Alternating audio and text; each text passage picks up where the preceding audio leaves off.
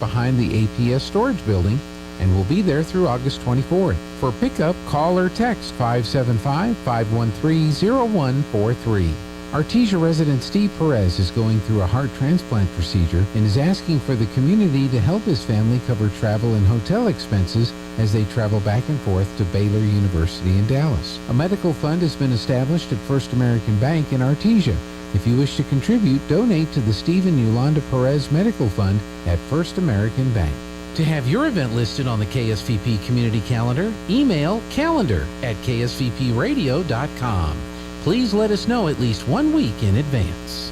This is KSVP and K229AS Artesia.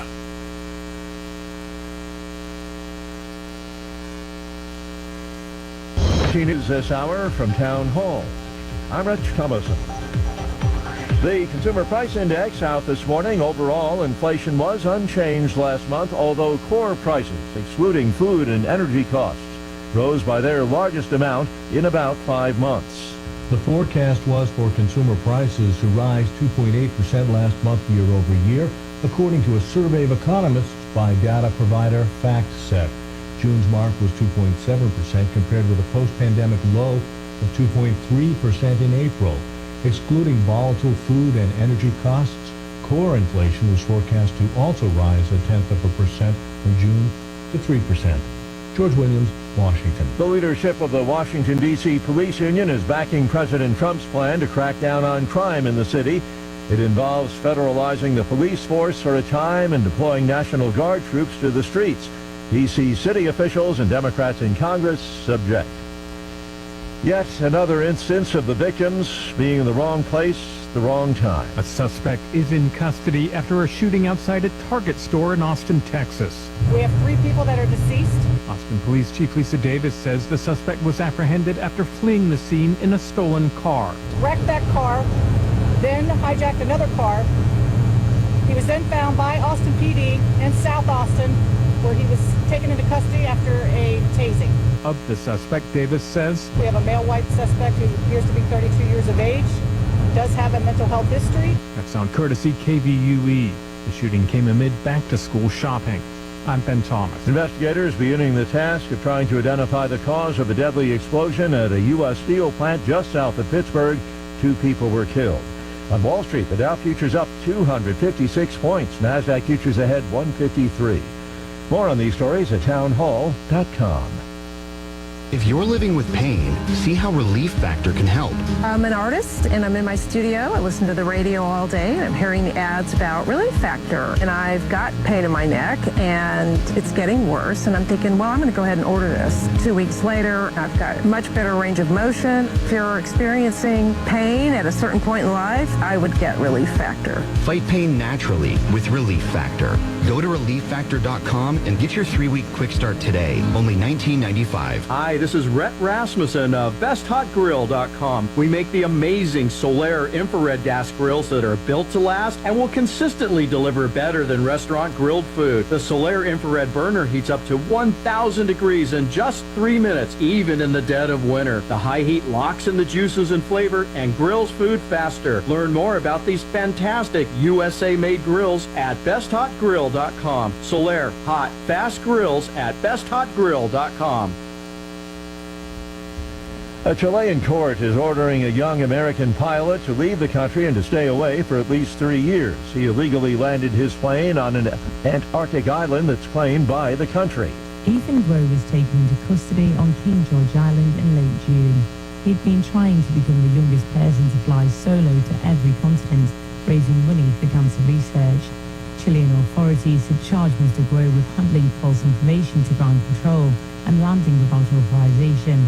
On Monday, a judge said those charges would be dropped, but the 19-year-old would have to donate $30,000 to a Chilean cancer foundation and not return to the country for 3 years. That's the BBC's Olivia Noon.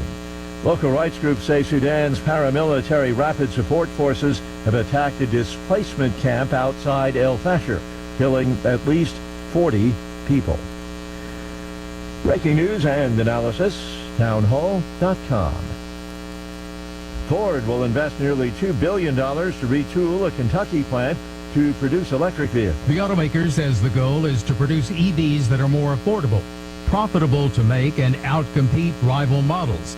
Ford CEO Jim Farley unveiled a new EV strategy at the company's Louisville assembly plant.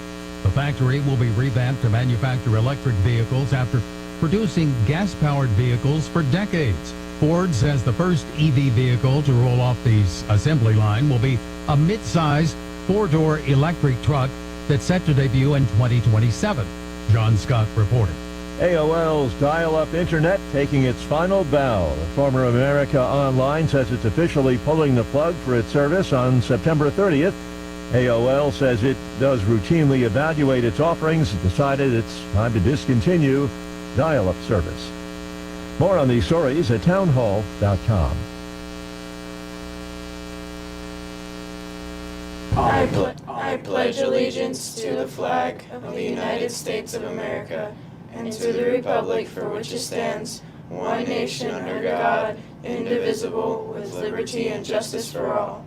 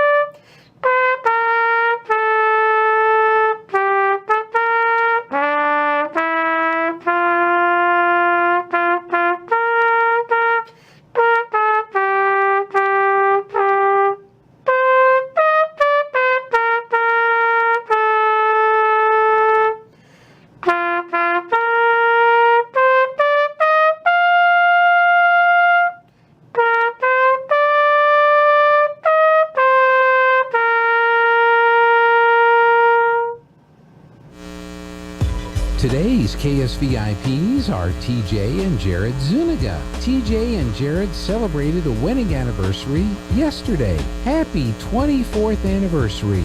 Here's hoping it was a wonderful day. With love from Mom. Today, TJ and Jared, you're going to receive a flower from Nell's Floral and KSVP. Today's KSVIP's anniversary couple, TJ and Jared Zuniga.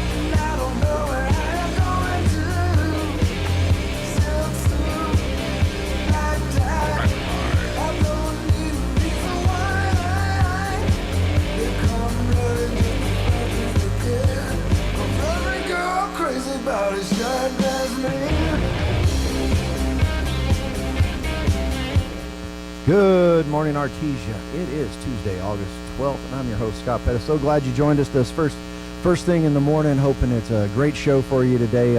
Stick with us. We got a lot to talk about today. Hey, but let's get the day started off right, and let's jump into some scripture. If you want to join me today, I want you to turn to Matthew 5. Matthew 5. We're going to work a little bit on the Sermon on the Mount. The Sermon on the Mount is a sermon by Christ, and so it's always a wonderful place to go to look at your life and look and see where you're at and if you're following after his teachings. And he begins off in the first 11 verses, and he talks about the blessings, right? Blessed are the meek, for they shall inherit the earth. Blessed are the merciful, for they shall receive mercy, and so on. And he's working through these aspects, these works, if you will, that are that he calls us as Christians, as followers of him to do, because these are things he did. These are things that he embodied, and therefore we should seek to embody them. And then he answers the question in the middle of the sermon. He answers this question of why. Why should we do it? And we begin in verse 13. He says, "You are the salt of the earth, but if salt has lost its taste, how shall the saltiness be restored? It is no longer good for anything except to be thrown out and trampled under people's feet. You are the light of the world. A city set on a hill cannot be hidden. Nor do people light a lamp and put it under a basket, but on a stand, and it gives light to all in the house. In the same way, let your light shine before others, so that they may see your good works and give glory to your Father who is in heaven."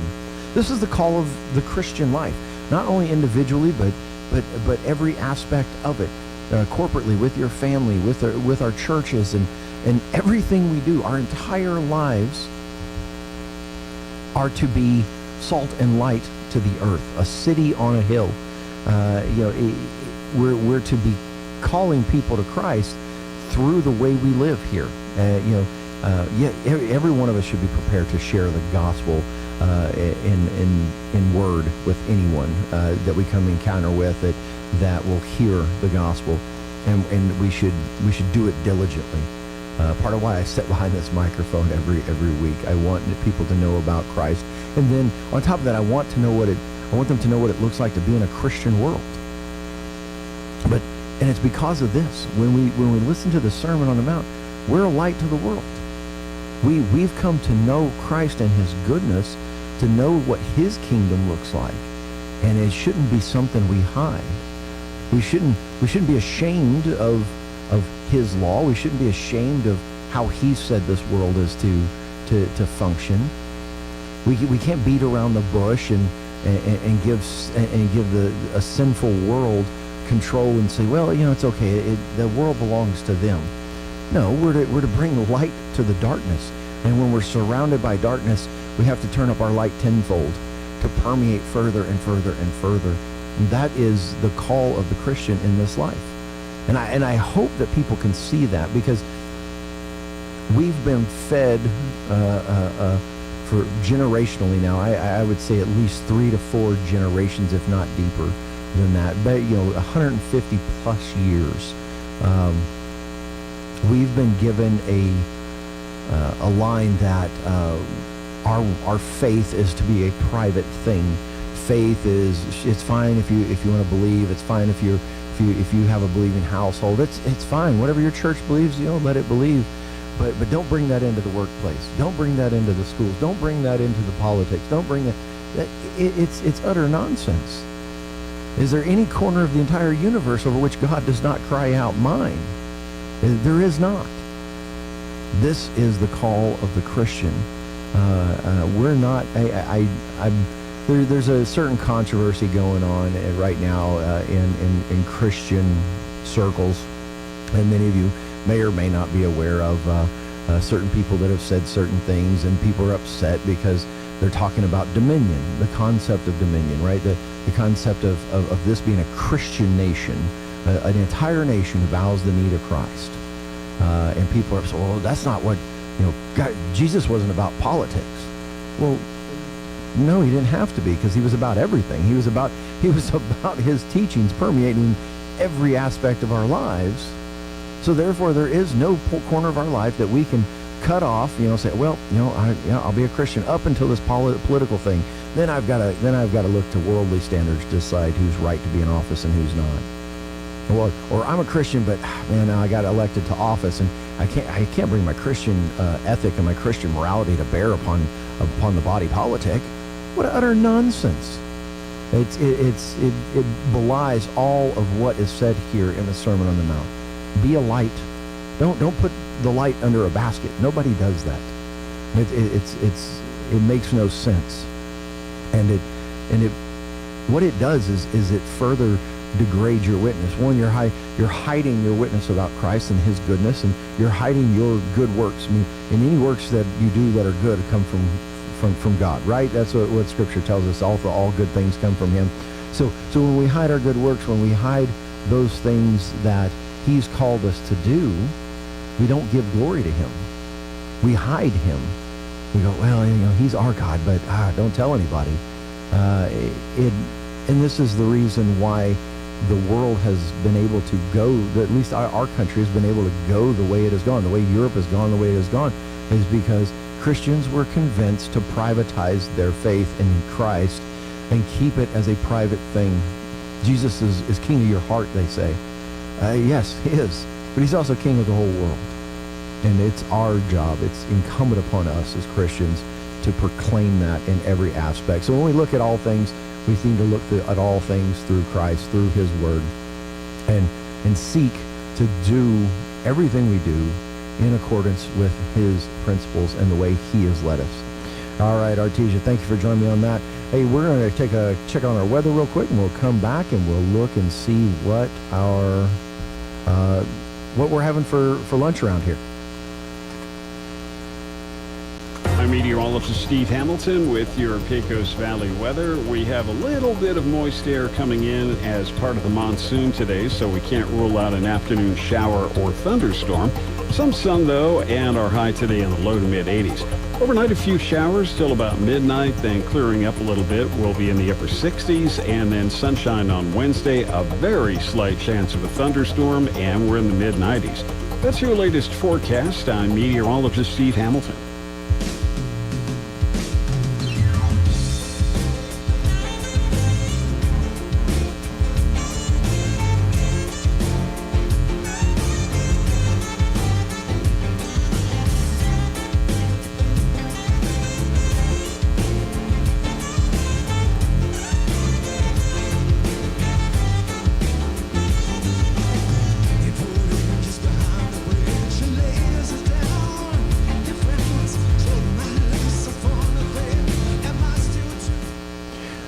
Artesia, welcome back. High today of 93 here in Artesia. Partly cloudy. It's going to be a nice mild day. So a good day to get out and get a lot of work done. Let's see. Hobbs 91, Roswell 92, Carlsbad 94. And looking at the 10-day, going to get back up almost to 100 by Thursday, and then it kind of taper back off again for the weekend. Look kind of mild, low 90s. This weekend, so I'm kind of enjoying the summer. I'm not, knock on wood. I don't want to jinx anything, but we've had kind of a 90-degree summer, and it's been quite enjoyable. Except for those couple of weeks over 100 there, we've had a good set of weather on us. Let's check out our calendars. Let's see, Artesia Public Schools cafeteria. What are you guys serving today? Well, for breakfast, you're having the ham and cheese croissant. For lunch, chicken fajitas, pinto beans, lettuce and tomato, diced pears. Let's see, over at Artesia Senior Meal Site, they're having fajitas too. Everybody gets fajitas today. It's Taco Tuesday. Chicken fajitas at the Senior Meal Site, pinto beans, Spanish rice, and strawberries in Jello. All right. Senior Center today, well, they've got all their normal activities on, but at 8:30, the bus is headed to Hobbs. They go win a bunch of money there at the casino, so I hope you guys all have fun doing that today. And at our library, what's happening today, Tuesday? Remember, kids programming for kids and teens is shut down right now. They'll resume the week of September 8th. But for the adults today, we've got Dungeons and Dragons at 2 p.m. Who has birthdays today? All right, happy birthday to Ernest Jaramillo, Maria Caballero, Alexandra Lakowski, Beverly Burnett, Kathy Davis, Paula Fields, and Rosa Koss. Happy birthday to all of you. Do you know what the hardest part of dealing with the roofer is? Just trying to get them on the phone. Jennifer here from Trustmark Roofing, and I want you to know that you can always trust Trustmark Roofing to answer our phone.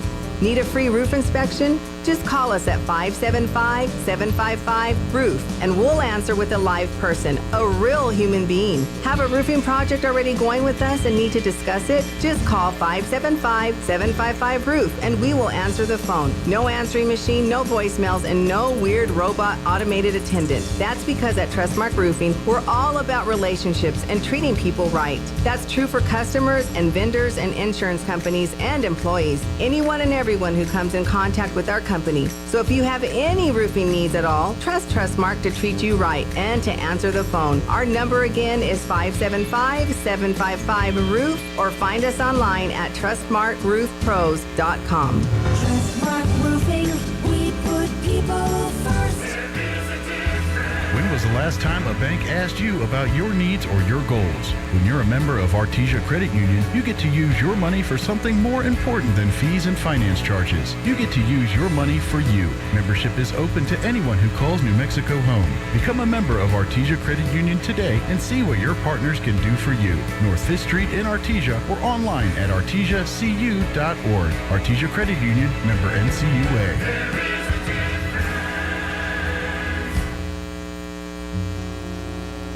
I'm Brett. I work at Chevron, and this is my New Mexico. Camping is one of my favorite things to do here. There's really nothing like it. I feel a lot of pride working for Chevron. Lowering carbon intensity is very important in my job. New Mexico really is the land of enchantment. Learn more at chevron.com/Brett. Good morning, this is Smiley Wooten at the Roswell Livestock Auction. 830 head of cattle sold on the steady to higher market with excellent buyer attendance. Compared to last week, the weaned stocker calves sold $25 to $50 higher. Unweaned cattle sold steady. Feeder cattle steady to $15 higher. Packer cows and bulls, cows steady. Packer bulls $10 higher. 3 to 400 pound steers $5 $6.05. 3 to 400 pound heifers $4.52. $5.25. 4 to 500 pound steers $4.58. $5. 4 to 500 pound heifers $3.92 to $4.52. 5 to 600 pound steers $4 $4.58. 5 to 600 pound heifers $3.82 to $3.92. 6 to 700 pound steers $3.52 to $4. 6 to 700 pound heifers $3.67 $3.82. 7 to 800 pound steers $3.15 $3.52. 7 to 800 pound heifers $2.67 to $3.67. Packer cows $1.70 $1.80. Canner and cutter cows $1.60 $1.68. Packer bulls $2 $2.15. Feeder bulls $1.85 $1.92. Top half the cow calf pairs $3,300 to $3,700 per pair. Top half the bred cows $3,000 to $3,450 per head. Now remember, this is the top of the market, and prices range down from this according to quality, quantity, condition, and feel. We do appreciate the business, and we'll talk to you next Monday morning. This is Smiley Wooten, Roswell Livestock.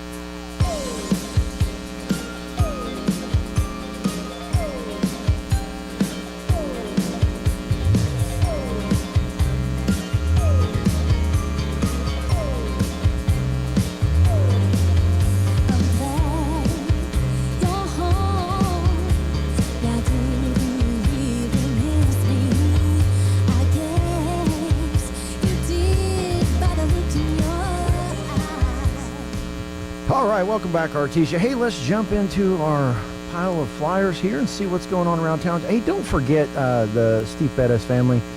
Steve's going through a heart transplant. They're going to be traveling back and forth from Baylor University Medical Center in Dallas. If you'd like to help them out, medical fund's been established over at First American Bank. And so First American Bank here in Artesia, if you want to contribute, just go up there, tell them you want to donate to the Steve and Yolanda Bettis Medical Fund. There at the bank, and they will help take care of that. Don't forget about traveling dumpsters.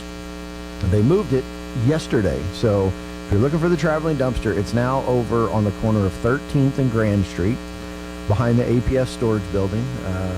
If you're old like me, you know that is the old Bulldog Superette. So it's back there behind that, and so if you need to take stuff and get it dumped, just head on over there. Let's see, giving blood today. Let's see if there's somewhere to give blood today. Yeah, Tuesday, August 12th. at Pioneer Bank. They're in Roswell at 3000 North Main Street from 10 a.m. to 2:30 p.m. You can go donate blood. You get a $10 gift card, and you get entered in a chance to win one of the three $10,000 gas giveaway cards that they've got going on. So, Roadrunner Food Bank wants to remind you, tomorrow, August 13th, they're holding a listening session at 510 West Main Street from 4:15 to 5 p.m. is registration. At 5 to 7 will be a listening session. What they're wanting to hear is, hey, what do you think the issues are facing our community in regards to food, and making sure people aren't hungry and things like that. I think they're looking for ways to kind of retool, and what's going on in the community so they can best serve it and help us out. Don't forget, Thursday night is the first scrimmage of the football season. It's upon us.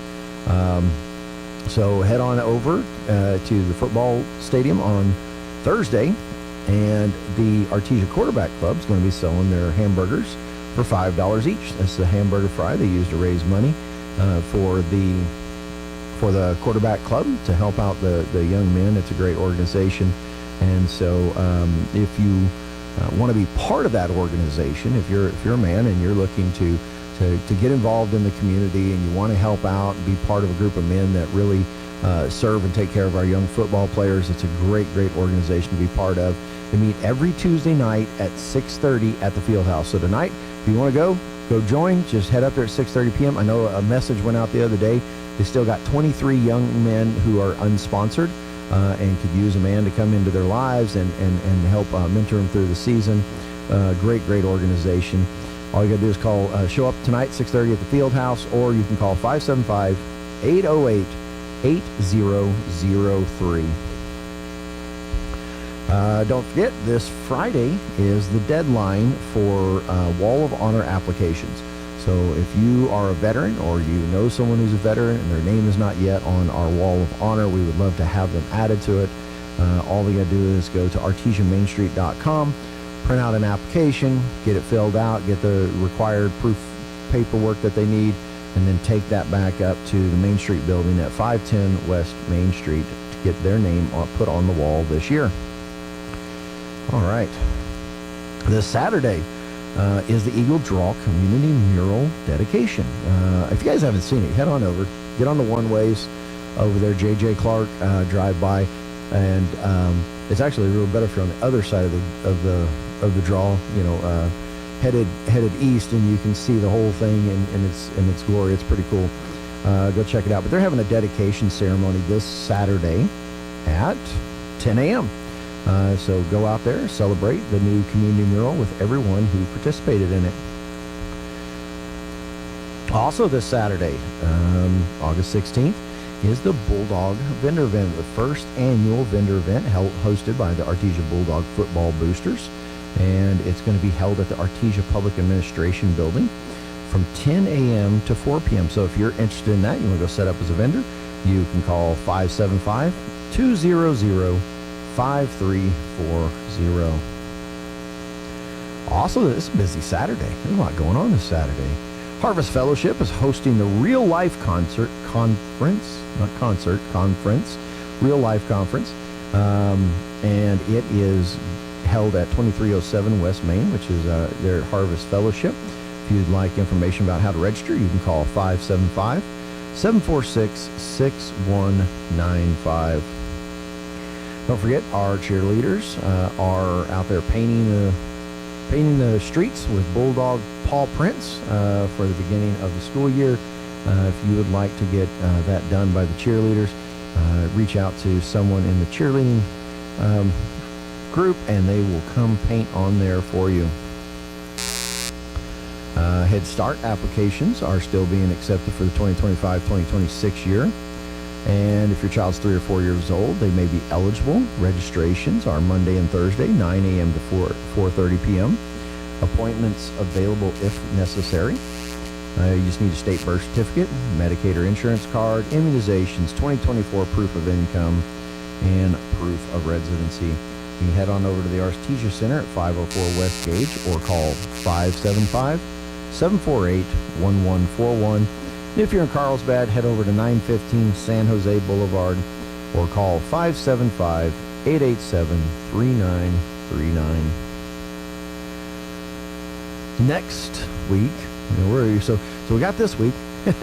Head on over to next week, August 21st. The Artesia Senior Center is going to be holding it's a National Senior Citizen Day, and so they're going to be holding a day of fun for the honor of the seniors, and also those who have birthdays in August.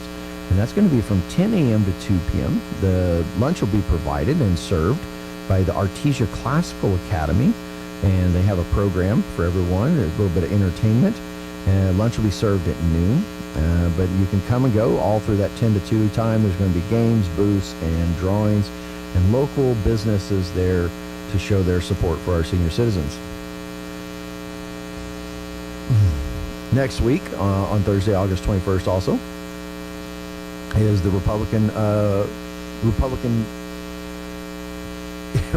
Party meetings. I can find the word party. The Republican Women's Club of Carlsbad and the Artesia Night Meeting for the Republican Party of Eddy County are next Thursday, August 21st. First, for the women's group, it's in Carlsbad at the Stevens Inn Restaurant. Lunch starting at 11:30 a.m. And North Eddy County Night Meeting is at the Artesia Country Club at 5:30, and program begins at 6. Food distribution. The next food distribution is set in Loving, August 21st, and 9:30 a.m. in the Loving Community Center. And let's see. The Chisholm Boy Scouts, the Chisholm Trail District of Eddy County, is still looking for a unit commissioner. So if you would like to volunteer, be a volunteer mentor and supporter for our scout units in the district, they're looking for somebody. You can give them a call at 575-626-6763. So, Carlsbad still looking for under 40 nominations. Let's see, that deadline is Friday, August 29th. So if you know a young leader making a difference in their career and community, nominate them for the Carlsbad Under 40. There's a $40 registration fee. All you got to do is call the Carlsbad Chamber of Commerce at 575-887-6516.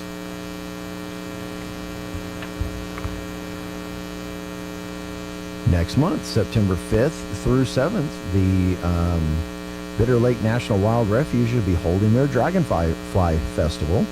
And that's got dragonfly programs, dragonfly tours, wildlife tours, and free family fun. If you would like to be part of that, you can call 575-244-6256. The 10th Annual Red Dirt Black Gold Music Festival. It's no longer just a singular night concert. This is a 3-day festival, ladies and gentlemen. It's going to be absolutely amazing. Lined up with the in-car, we're going to have tons and tons of people in town. So it's going to be a massive block party for 3 long nights. September 11th through 13th. We'll definitely hear more about that today when we talk to the Chamber. Since football season started up, we got to get ready for homecoming, right? It's coming up a little bit later this year than it was last year, but still exciting. Let's see. Bulldogs take on the world. Celebrate the rich cultures, colors, and traditions from every corner of the globe. The Artesia High School 2025 Homecoming Parade is Friday, September 26th at 4 p.m. Parade entry forms and fees must be turned into the AHS front office by 3:30 p.m. on Thursday, September 18th. Is that right? Yeah. No. August 18th is it? Yeah. No, September 18th. Sorry. I'm reading that wrong. Yeah, so you have to, if you want to be part of the parade for the homecoming, make sure you go get your entry form and fill out your fees. There will be a $10 late fee for any late entries. You can contact Jennifer Humble or Ashley Mason for more information at 575-746-9816. that same weekend, Artesia High School class of 65 will be holding their 60th class reunion. Friday, September 26th, and Saturday, September 27th. Their Cruisin' Maine is their theme. You can contact Vicki Thurman at 575-308-9464 or Connie Holmes at 575-748-5206 if you want more information about being part of that reunion. And what's up next? Our Lady of Grace is holding their Fall Fiesta and 5K September 20th through 21st. September 20th through 21st, they're going to have live music, great food, games, and fun for the whole family. All right. I think that just about covers everything I've got on here. Looking around. Oh, don't forget, football season. We're talking about that again. Yeah, football. If you have reserved seats, if you are an owner of reserved seats for the football games, ticket sales began this Monday, and so you've got to, through next Friday, August 22nd, so you got 2 weeks to go get your tickets paid for.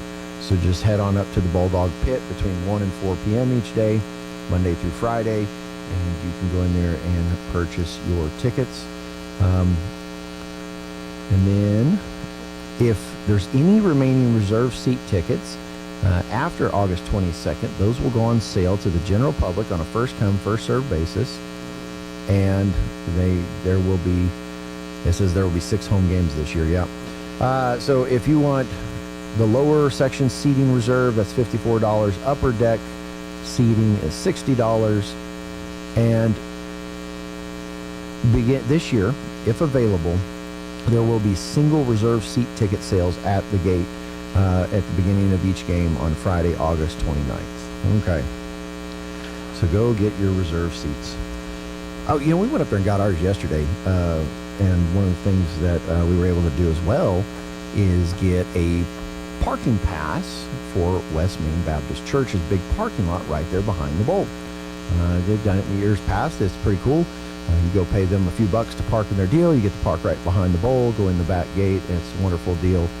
They were $25 for the whole season. $25, you get a parking pass, and you get to park there, and you don't have to worry about where you're going to park for the football games or walk really far. So that's pretty awesome. All right, Artesia, let's go ahead and check in with some sponsors, and we'll come back and chat a little bit about what's going on around the state. Now for your Pecos Valley news updates, I'm Jared Cirillo. As a reminder, the City of Artesia Utility Billing Department is in the process of updating their billing system to help better serve the community. The transition, though, has created a temporary delay in the normal billing process.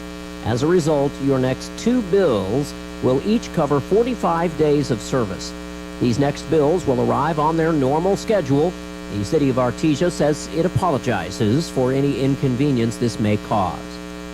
The Artesia City Council meets tonight in regular session. Several items on the agenda, including skydiving and red dirt black gold.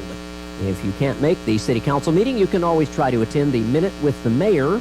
Mayor John Henry will be at the Kith and Kin on Wednesday from 8:30 to 9:30 a.m. City Council meetings are also streamed live on the city's Facebook page. You're up to date. I'm Jared Cirillo. Lowell's Pharmacy. We're called the Family Pharmacy. You and your family getting all the things you need, where personal service is always guaranteed. Prescriptions fill faster with dependability. That is why we're called the Family Pharmacy. You know, at Lowell's Pharmacy, we love being known as the Family Pharmacy. Now, we're not going to change the sign outside or repaint the building, but we are going to keep on doing the little things that have earned us the reputation of being your family pharmacy. Lowell's Pharmacy, with personal service and, of course, prescriptions a specialty. And that is why we're called the Family Pharmacy. Lowell's Pharmacy, 612 North 13th, across from the hospital in the Artesia Professional Building. Lowell's Pharmacy. You're at the airport. Your flight's delayed again. the Wi-Fi's crawling, and you just wasted $10 on a super sad sandwich. Traveling can be stressful, but it doesn't have to be. These 3 smart tech hacks can totally save you. I'm Kim Commando for Total AV, award-winning antivirus software for just $19 for the first year, right now at protectwithkim.com. Impress everyone with this first one. Say you're about to land at the airport. Your friend wants to know what time to pick you up. Just text the flight number to them on iMessage and Google Messages. This turns right into a flight tracker with real-time updates. Number 2, you're in a foreign country, you do not speak the language. Just open Google Translate, tap the camera, and point it at whatever you need help reading. Now you're not lost in translation anymore. Finally, hotels are getting smarter. So many now let you load your room key right into Apple Wallet or Google Wallet. If you have a smartwatch, you only need to tap your wrist on the door to unlock it. Now that's traveling smart. Get my newsletter at getkim.com. Cybercrime is on the rise, and hackers are getting smarter every day. From phishing scams to ransomware attacks, criminals are after your devices and your money. So how do you fight back? One of the best defenses is solid antivirus software. Blocks suspicious websites and stops hackers before they can do any damage. A healthy dose of skepticism when opening emails or clicking links doesn't hurt either. But for the antivirus help you need, I trust and recommend Total AV. They update you in real time, keeping you protected from the latest threats. Go to protectwithkim.com now and get Total AV for just $19 for the first year. It covers up to 5 devices, including Windows, Macs, and smartphones. That's protectwithkim.com. Don't wait until it's too late. Your security matters. Get protected now. Go to protectwithkim.com for my exclusive deal with Total AV. Just $19 for the first year. That's protectwithkim.com. protectwithkim.com. protectwithkim.com. Turpin & Son Mortuary of Artesia presents a listing of today's obituaries. We have no new obituaries and no reminders. This listing has been presented as a service by Turpin & Son Mortuary of Artesia. We make it personal. I'm meteorologist Steve Hamilton with your Pecos Valley weather. We have a little bit of moist air coming in as part of the monsoon today, so we can't rule out an afternoon shower or thunderstorm. Some sun, though, and our high today in the low to mid-80s. Overnight, a few showers till about midnight, then clearing up a little bit. We'll be in the upper 60s, and then sunshine on Wednesday. A very slight chance of a thunderstorm, and we're in the mid-90s. That's your latest forecast. I'm meteorologist Steve Hamilton.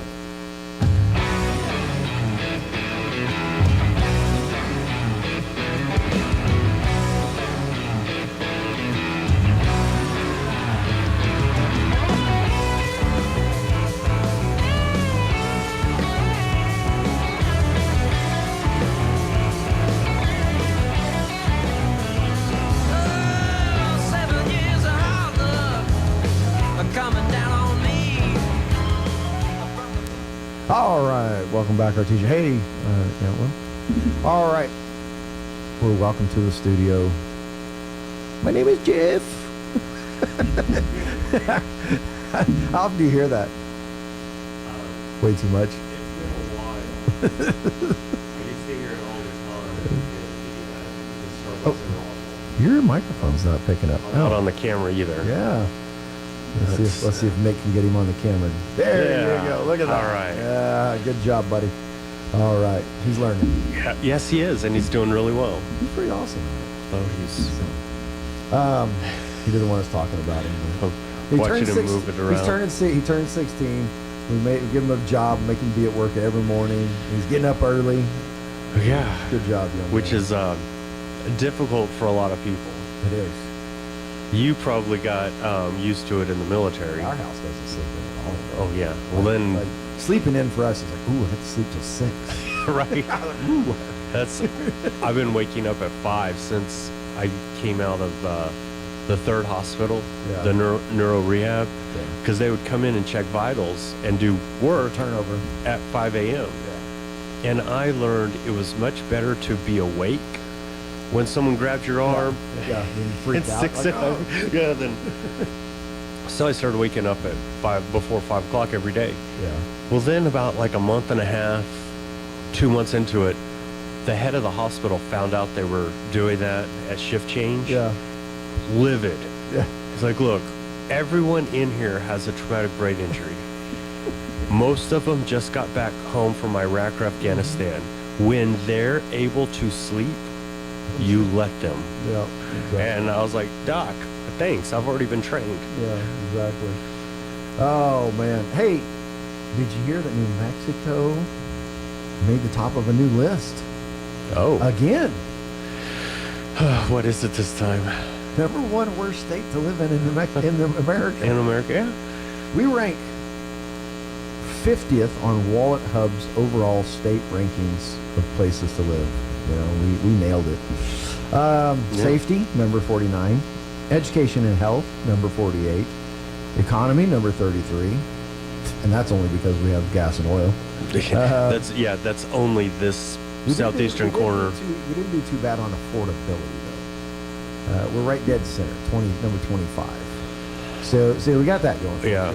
It's a fairly affordable place there. Although, when I got out of the hospital and moved back, I was amazed because the real estate prices here to rent a place was I was looking at $1,600 to $2,500 a month for a small house, and even small apartments are expensive. Yeah. In Chicago, I paid $1,650 for a studio, which I admit was smaller than my dorm room at New Mexico State, but it was $1,650 a month. Yeah. I could make that in Chicago quite easily. Right. In Artesia, making $2,000 a month to pay rent is a little difficult for a lot of people in the industry they work in. Yeah. It's interesting. So, my wife brought this up the other day, and she's like, it was the one on the education thing, right? And she's like, well, does it correspond that Democrat control equals work? And it doesn't. I ran the numbers every which way, adjusting for all these different factors. There's something more to it that we're not seeing, and believe me, I think Democrat control of this state for 90 years has definitely had a massive impact on this state. There's no doubt about that. But there's something more to it, and I would love to be able to put my finger on it. To go, why is it that we just set at the bottom of this list all the time? Right. And I don't quite understand it. But I can look at a lot of what's going on, and I can see a lot of problems that could be fixed that can move us up that list. Mm-hmm. Not like, it's not like Republicans are going to take over and we're going to be number one in everything all of a sudden. Right. It's not going to happen. But there's so much we can improve. You look at the crime rates in the bigger cities. Albuquerque's just getting horrible. Oh yeah, that's like the amount of homeless camps and all of that stuff. That's like it's got to be dealt with somehow, But I look at all of it and I go, what is it about the state? Why are we not thriving? We have so much gas on. There's so much money available to us. If we are allowed to get it. That's the truth, And so I go, but we have all this space. We have all this land. There's so much room for expansion, for growth. We just have to, we could be an agricultural hub. If we used to be when we were kids growing up here. There was agriculture everywhere, and now you see a ton of these farms sitting dormant. You see the dairies are shutting down. They're moving away.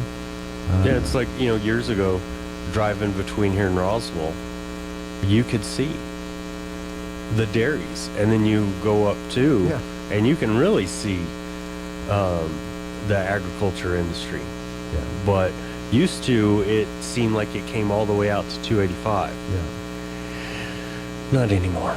Well, and it's like your kids always joke, because the refinery smelled really bad. Yeah. It doesn't smell as bad as it used to. Like every once in a while it comes around, but used to it was kind of a constant thing. And then you drive out of town, and then the dairies would hit you. And everybody's like, what? Why does this place... Like, that's the smell of money. Right. That's the smell of money right there. Yeah. So. That's, Anyway, I look, you look at the top 10, and you have a strong mix of Democrat. So, number one, Massachusetts, Democrat. Yeah. Idaho, Republican. New Jersey, Democrat. Wisconsin. I don't know. Wisconsin's probably a Democrat state, too, in Minnesota. Florida, definitely Republican, number 6. New Hampshire, number 7, Democrat. Utah, back to Republican. And New Hampshire is just a suburb of Boston. The entire state is just a suburb of Boston. Utah, so number 9 is New York, and number 10 is Pennsylvania. See, and with the education, I wondered how the breaking up of the Department of Education to give it to the states, I thought that's really, really good for a lot of states. Yeah. But not New Mexico. They'll take the money that's supposed to buy textbooks and use it for another train. Yeah. You know, it's well, and I did. I was trying to look for my analysis that I did. It must have been I wonder if it was in my Grok app. Okay, so if Elon Musk, if you're listening, the disconnect between Grok on your X and Grok on the app is annoying because they're like 2 different places. So you're trying to look for your research, you can't find it. Yeah. But no, I even ran it like amount of money spent, how much teachers are paid, everything else, and there was no clear delineating line. Mm-hmm. You know, per capita, if you look, New Mexico is one of the higher ends in where that get teachers paid because they pay the state of New Mexico on average pays $10,000 above the average wage in the state of New Mexico. You know, one of the higher end schools is like you go up to it was one of the Dakotas. I think it was North or South Dakota. You know, they're spending less per student than anywhere else in the nation. They pay $10,000 under the average wage, and they're like number 3 in the nation for education. Like, okay, let's call them and find out what they're doing. Oh yeah, you know, to fix this. So like, I would love to hear someone just that is moving into the seats of power. That someone that's in office and stuff. How do we get past this? What is it that's holding us back? Because I think we've got great people around here, and we should be thriving far more than what we are. That's something that I hear from all of the people who come into Artesia to do something, and not just the artists and things, but people who come in, speakers, and they're just amazed. And whenever they're talking about the issues with New Mexico, education is one of them. And they say, now we realize that doesn't really apply here in Artesia, in this area. But for the rest of the state, you guys need to get them to understand reality. Yeah. So I pulled up my research. So we were bottom on education, and the crazy thing is the bottom 10 schools, only 2 of them are Democrat states. Yeah. New Mexico and Oregon. The rest of them are Republican states. So that, voting one way or another doesn't absolutely make the difference. The median household income is $51,000 per year. The average teacher salary is $61,900. So that's a $10,700 more, right? Total spending, though, and here's what was really interesting. In all the bottom states, we spend more per pupil than anybody else, and yet we're still at the bottom. $14,700 per pupil on average for last year. And still. And so, it's like, you want to think that the answers are easy, but they're not. They're not just sitting in front of us. I believe I have the answer. But within the current system, but it's hard. I think if New Mexico, because as they dismantle the Department of Education, they get rid of the federal mandates and everything else, we get this opportunity to take back control at local level, and that's where we need to be. We could be in the worst state in the union. And still make our little city the number 1 school in America if we took back complete control from the government. Quit letting government never runs anything well. Right. Our poor postal workers. Have you talked to any of them? They're working with no AC. Yeah. They're understaffed. They're undermanned. They're trying to do their job best they can. But when Gene and I were coming back from Dr. Young's office, we was pointing out the maintenance, whatever, for the AC on the back, And when you suck on no air, I was like, okay, do these people not understand where the term going postal comes from? Yeah, it's hard for them. You know, it's so rough. You know, so here's my thing, and this is me jumping up. I got my soapbox out. I'm putting it down on the floor. I'm standing up on it right now. Just because we're caught in a larger institution of the state, it's such a mess. We don't have to accept that. We don't have to say, well, that's the status quo here in this. No, our goal should be find any and every single way that we can excel beyond everything else. And if that means breaking our ties with the entity that's holding us back, which that's what I believe it to be, the teachers unions, the state control of our education system.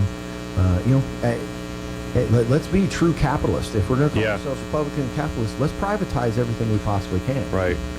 You know, well, and one of the things I had about the school, about the education, if the feds are out of it and it's only state, will that end one of the issues that border towns have? And that is a school in particular is very upset because they are higher in sports. They're way ahead. And it's because of the number of children that are not American citizens that are coming across the border for the education. Well, they get federal funding for that child. So that child is counted. And so this one school administrator was upset because they have something like 500 kids that they don't participate in extracurricular activities because as soon as school's over, they go back to Mexico. And so they're upset that in sports, they can't compete. Yeah. And it's like, well, stop taking the federal money and then you'll go back to the number of students that you actually have. Yeah, and I get it. It's a hard thing. It seems like the easy answer. Yeah. But it's tough to break that financial grasp. Oh, yeah. But, you know, the truth of it is most of the United States was not educated upon funds from the government until about the 70s. Yeah.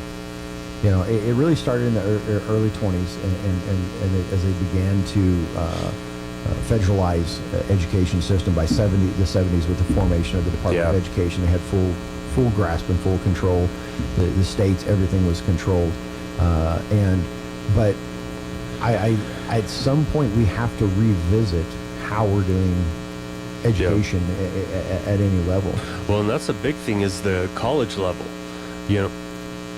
So, yeah, all right, Artesia. Well, that's us rambling. We got to run a commercial break and close it out the hour, and we'll see you on the other side. The Wall Street Business Report, I'm Bill Alexander. U.S. stocks edged back from their record heights on Monday. The S&P 500 dipped 0.3%. The Dow Jones Industrial Average dropped 200 points, or 0.5%, while the Nasdaq Composite was down 0.3%. Today, the government will report how bad inflation was across the country in July. Economists expect it to show U.S. consumers had to pay prices for groceries, gasoline, and other cost of living that were 2.8% higher from a year earlier, an acceleration from June's 2.7% inflation. 10 million more Americans will be uninsured in the next decade due to changes in President Donald Trump's tax and spend law. That's according to an estimate by the Congressional Budget Office. A last-ditch effort to prevent half of all public transit services from being eliminated in the Philadelphia region passed the Pennsylvania House of Representatives on Monday as a roughly $1 billion Democratic-backed funding plan advanced toward an uncertain future in the Republican-controlled state Senate. For the Wall Street Business Report, I'm Bill Alexander in Washington.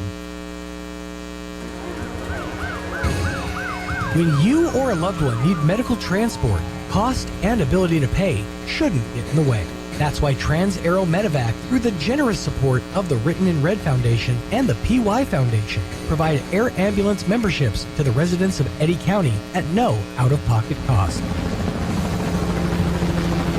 As an Eddy County resident, as long as you're flown by Trans-Aero Medevac, Trans-Aero will accept your insurance or third-party payment with no additional out-of-pocket expense. Best of all, as a resident of Eddy County, you're automatically enrolled. free of charge. Because when minutes matter, financial burden should be the last thing on anyone's mind. You have a choice. Be sure to request Trans-Aero, a streamlined, personal, patient, and family-friendly air ambulance service. Flown for free thanks to the partnership from the City of Artesia and Trans-Aero Medevac. Life support by air. At Richland Motors, it's never been easier to sell or trade your current car, truck, or SUV for a newer model to hit the road in. Even if you don't purchase from Richland, they want to buy your vehicle for top dollar. But if you do buy from Richland, don't forget, they're the home of the powertrain warranty for life. That's a whole lot of confidence for you. See Richland for details, 2nd and Sycamore, and 1309 Southeast Main. Welcome to Answers with Ken Ham. The account of origins presented in the Genesis is a simple but factual presentation of actual events and provides reliable basis for man's worldview and a framework for scientific investigation into the question of the origin and history of life. Answers with Ken Ham is brought to you by Harvest Fellowship at 2307 West Main in Artesia. Call Pastor Ronnie Williams at 746-6195. Now, today's Answers with Ken Ham. Creation, a supernatural event.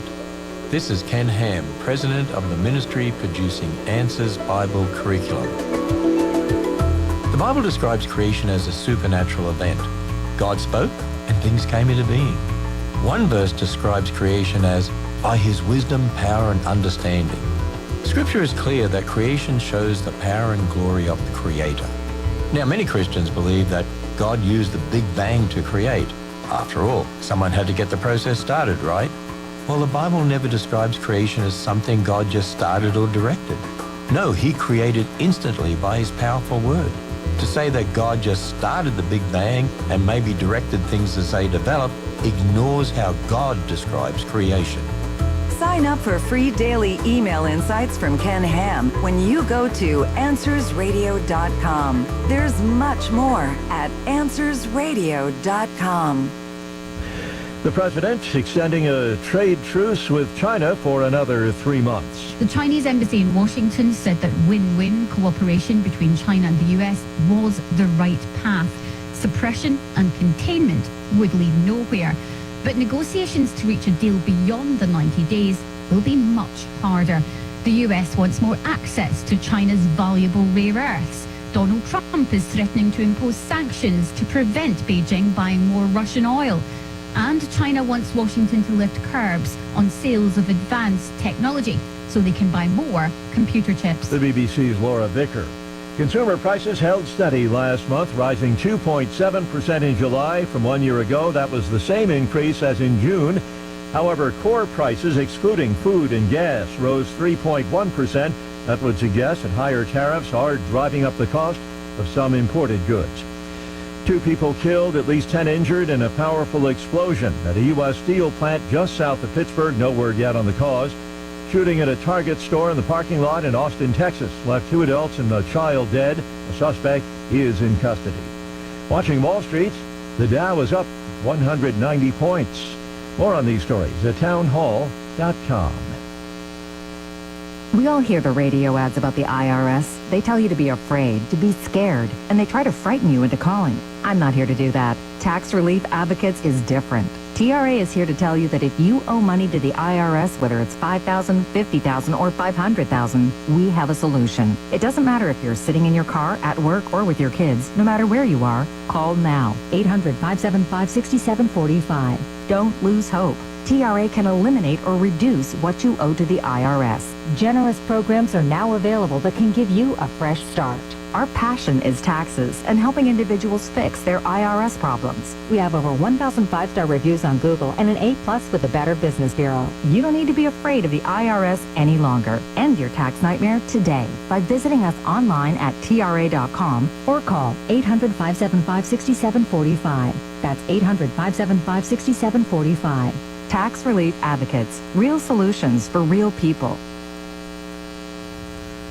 Israeli Prime Minister Netanyahu is doubling down on plans for a new offensive in Gaza. Over the weekend, Netanyahu said not only is Israel going to take Gaza City, but it's also going to take other Hamas strongholds in order to defeat Hamas.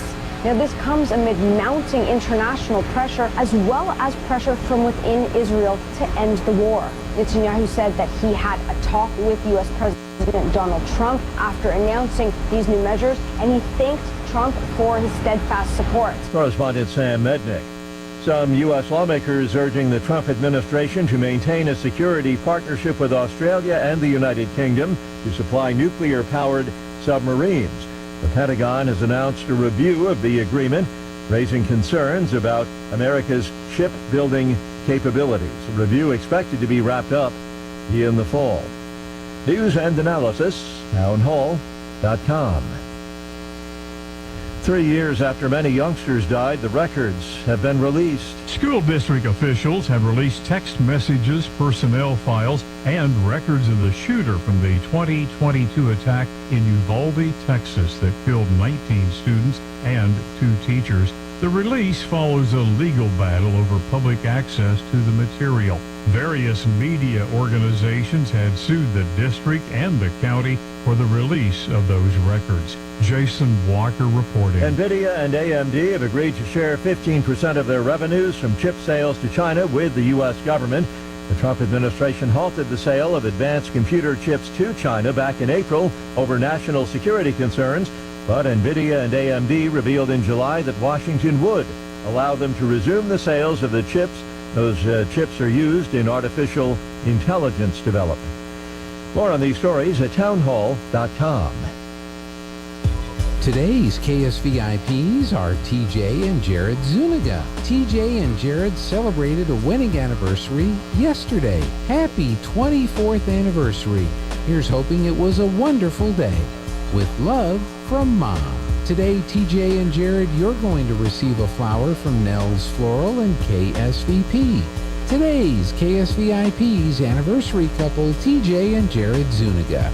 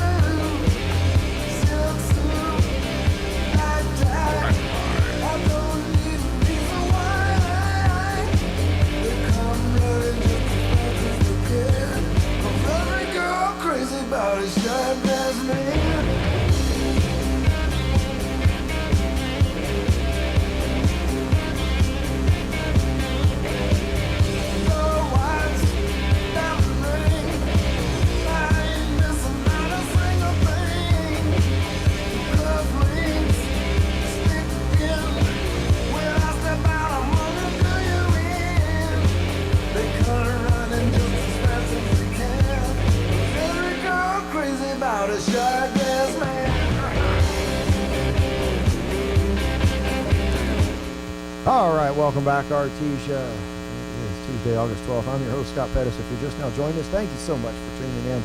Hey, we were talking in the last hour a little bit about just kind of where the state sets and the frustrations, and I get it. You know, we all voice our frustrations. I get to sit and do it behind a microphone, but I think I speak for a lot of you in the fact that you look at the state, you love it here. You know, this is home, and it's the home of your fathers. It's you know, and this is where you want to be, and you want what's best for this state. And so I just continually, I want to just keep people aware, like what's going on, why, you know, not necessarily the why, but where are we at as a state? Where are we setting? What are the things we can start to look at to improve? How can we improve things? And I always think of things in terms of the concepts I learned within warfare. And I know some people think that's a little crazy, but we are at war in a sense. We are at war with bad ideals that have brought us to a place where we don't want to be. And I think of it in terms of this is we can't, you know, in one fell swoop fix all of the major problems that are facing us at a state level, much less a national level. That's far beyond us right now. We can cast our vote and pray for God's good grace upon us in most of these instances. But when we are looking at ourselves here, I think it's important for us to take a critical examination of what are we doing right and what are we doing wrong. Are we doing things that are hampering our well-being here in the city and in the county? Looking at how are we functioning? Are we functioning like the rest of the world and hoping for a better result? The old saying, the old idiom, insanity is doing the same thing over and over again and expecting a different result. I think it's incumbent upon us to be examining how and everything. Look at everything and see, are we doing this in a way that is different than what the state is doing, or different in the way the federal government's doing it, and then showing that it does work. I go back to my scriptures last hour when it says that when Christ called us to be a city on a hill, a light, right? Let our light shine. I used to love that old song. This little light of mine, I'm going to let it shine. That's I think what we should be striving for here at a local level, at a county level, and then in time at a state level as well. What are the things we can do to overcome the hindrances that are put in our way by a state? How can we push past that? Now, I'm not saying I have all those answers right now. I've got principles and I've got ideals, but I'm not the one sitting in the seats. I'm not the one looking at the checkbook. I'm not the one doing all that. But I would pray that the ones that are thinking in terms of how do we overcome being stuck in a state that's so hampered that it just holds everything down. How can we overcome that? And that's my hope. We have a wonderful community, and we're going to talk to the chamber here in a little bit. We'll of course talk about all of the events going on around town, the things we do to keep that community spirit going. I think that's very important. But also, I think we also need to be looking at what are the things we can start doing to labor. How can we bring in more industry? How can we grow this city? How can we improve the financial well-being of just this little town? What efforts are we putting forward there? I know I've watched our city council over the past few years, and I think they're doing a good job. They're seeking to bring in more into the city and make it grow.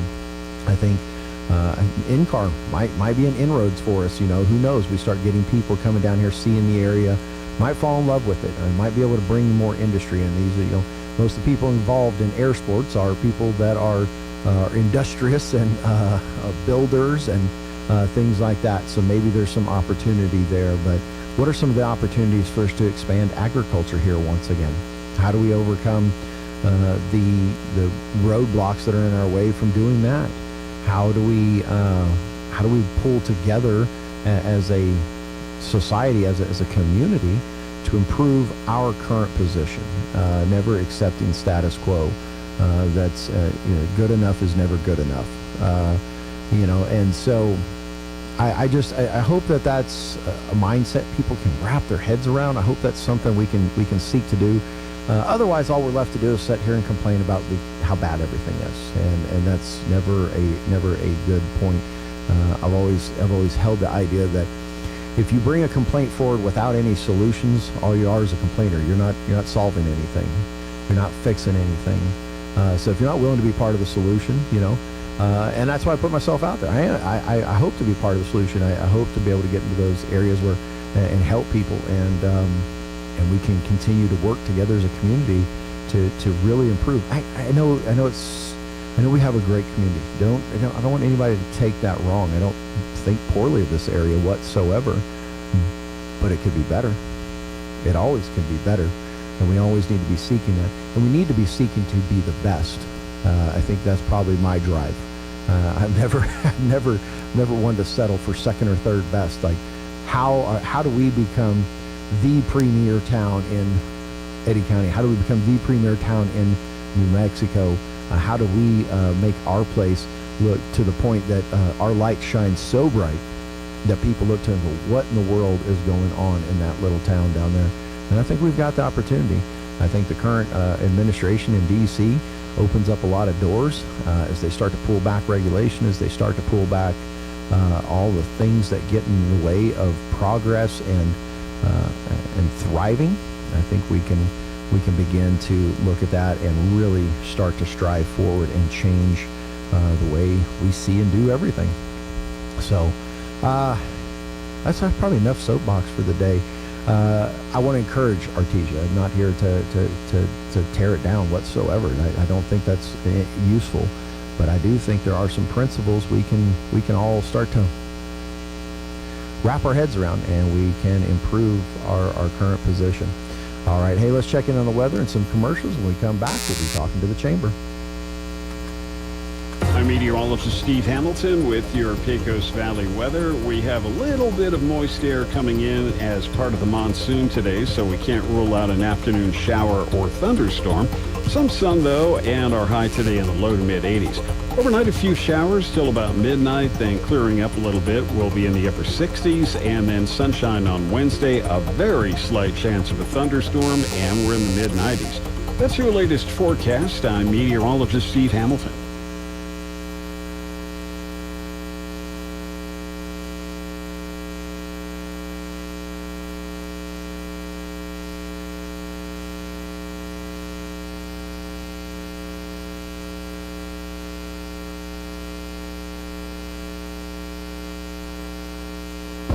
Roswell, trade up to a new Ford or quality pre-owned vehicle for less during the final days of the summer clearance event at Roswell Ford. Right now, save big with clearance prices on new Fords with 0% APR and make no payments for 90 days. Your friends at Roswell Ford make upgrading to a new Ford or quality pre-owned vehicle for less super fun, super fast, and super easy. If you're making payments on your current vehicle and want out early, Roswell Ford will do whatever it takes to free you from your trade, even if you owe thousands more than it's worth. Worried about your credit? Don't sweat it. Roswell Ford has partnered with more aggressive lenders that will push to approve your credit, even if it's less than perfect. Get huge American-made savings, more for your trade, and a better buying experience. Get on board at Roswell Ford, because we'll do whatever it takes to make a deal. 821 North Main Street in beautiful Roswell. Call 575-623-3673 or online at roswellford.com. 0 APR for 48 months is $20.83 per thousand finance. Interest accrues from date of sale, subject to lender approval on select vehicles. Offers not combined. Air Method's Native Air Emergency Air Medical Program has been serving New Mexico communities for over 20 years. And now we're proud to bring our life-saving air medical services to Eddy County, based at Artesia General Hospital. Air Methods is the largest air medical provider in the country, with experienced flight crews who lead the industry in key critical life-saving skills. If you need our services, you're in good hands. Worried about costs? The No Surprises Act protects patients from unexpected out-of-network air ambulance bills. This means that if you have private health insurance and are transported by an out-of-network air ambulance provider, you are only responsible for your in-network copay, coinsurance, or deductible. No membership required when you fly with Native Air. Learn more at airmethods.com. That's airmethods.com. Copays, coinsurance, and deductibles are set by insurance providers, not Air Methods. Terms and costs may vary. Contact your insurer for details. Who doesn't think the dentist is a big deal? I know what you're thinking. What will they find? How much will it hurt? What are my options? Hi, this is Dr. Sarah Usher, and I am here to tell you that here at Carabelli Dental, it is our job to put you at ease. With options like sedation dentistry, you can rest assured that regardless of what dental work you might need, you can get it done while resting comfortably. Call our office now and speak to our knowledgeable staff about setting up your new patient appointment. Come see the team at Carabelli Dental or call 575-622-4455. So I make a silly joke about it never raining, and now it seems like it'll never quit. Hi, this is Ben Manette from Russell Seed Company. All this rain is great, but soon the weeds will be waist high and the bugs will be as thick as flies. But here at Roswell Seed, we have just what you need to control the weeds and fend off the bugs before they take over. So come see us at Roswell Seed, and be careful what you joke about. Mother Nature sure has a wicked sense of humor.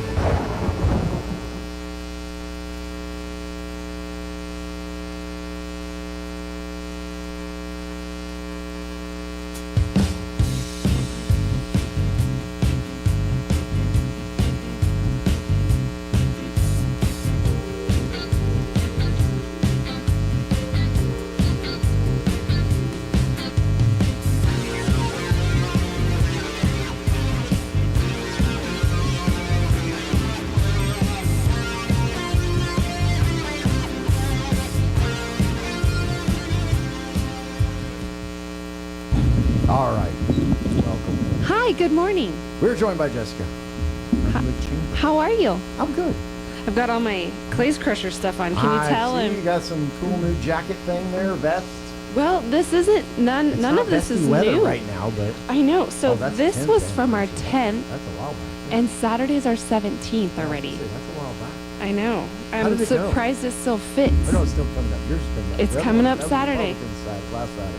Yes. Yeah. Yes. And then I'm wearing my 2020 shirt. 2020 shot. 2020 Did you is guys hold shot. it? We did.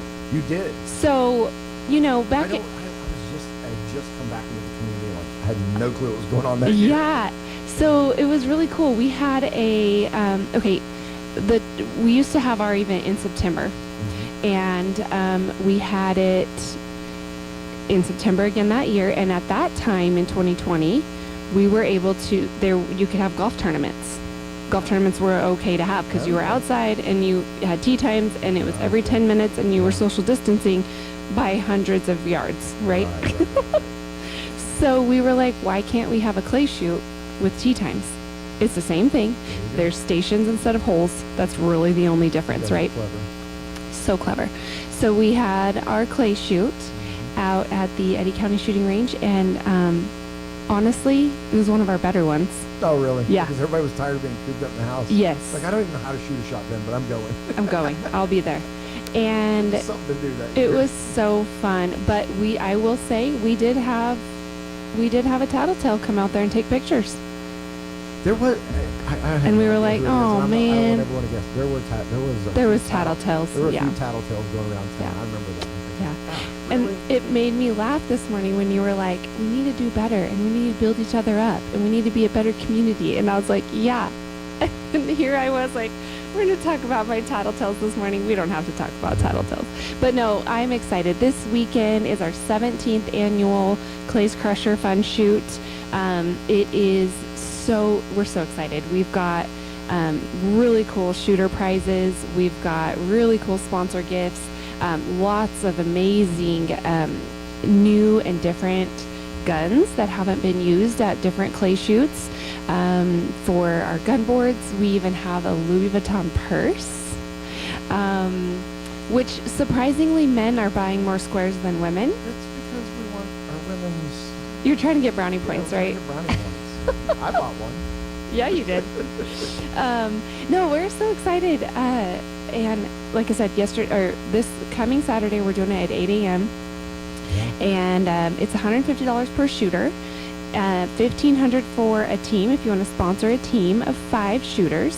1 in 5 will win a prize, just like normal. And yeah, we're really excited. We're already filling up one of the courses, double stacking some of the stations. But there's still room. There's so much room out at Eddy County Shooting Range to grow. So if you have not put in your team for Clays Crusher, it is not too late. Yeah, we're excited. It's going to be a fun Saturday. Yeah. And earlier than normal. We're starting at 8 a.m. instead of 9. And then afternoon, we're having Gun Day Fun Day games. So we have 3 different games where you can pay to play. One of them is the Dueling Rabbits, which is basically, it's a one-person game, and you get in your cage and you hit pull, and 2 quote-unquote rabbits or targets, they come across the ground and they hit different things, and they bounce and they hop and they whatever, and so they go across each other like this in front of you.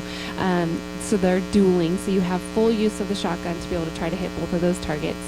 And then we also have what we call flurries, and that's going to be a 2-person game, and they'll have 4, when they both say pull, 4 targets will then come up into the air all at once, and both guys try to shoot all 4 targets at once, trying to get all 4 of those.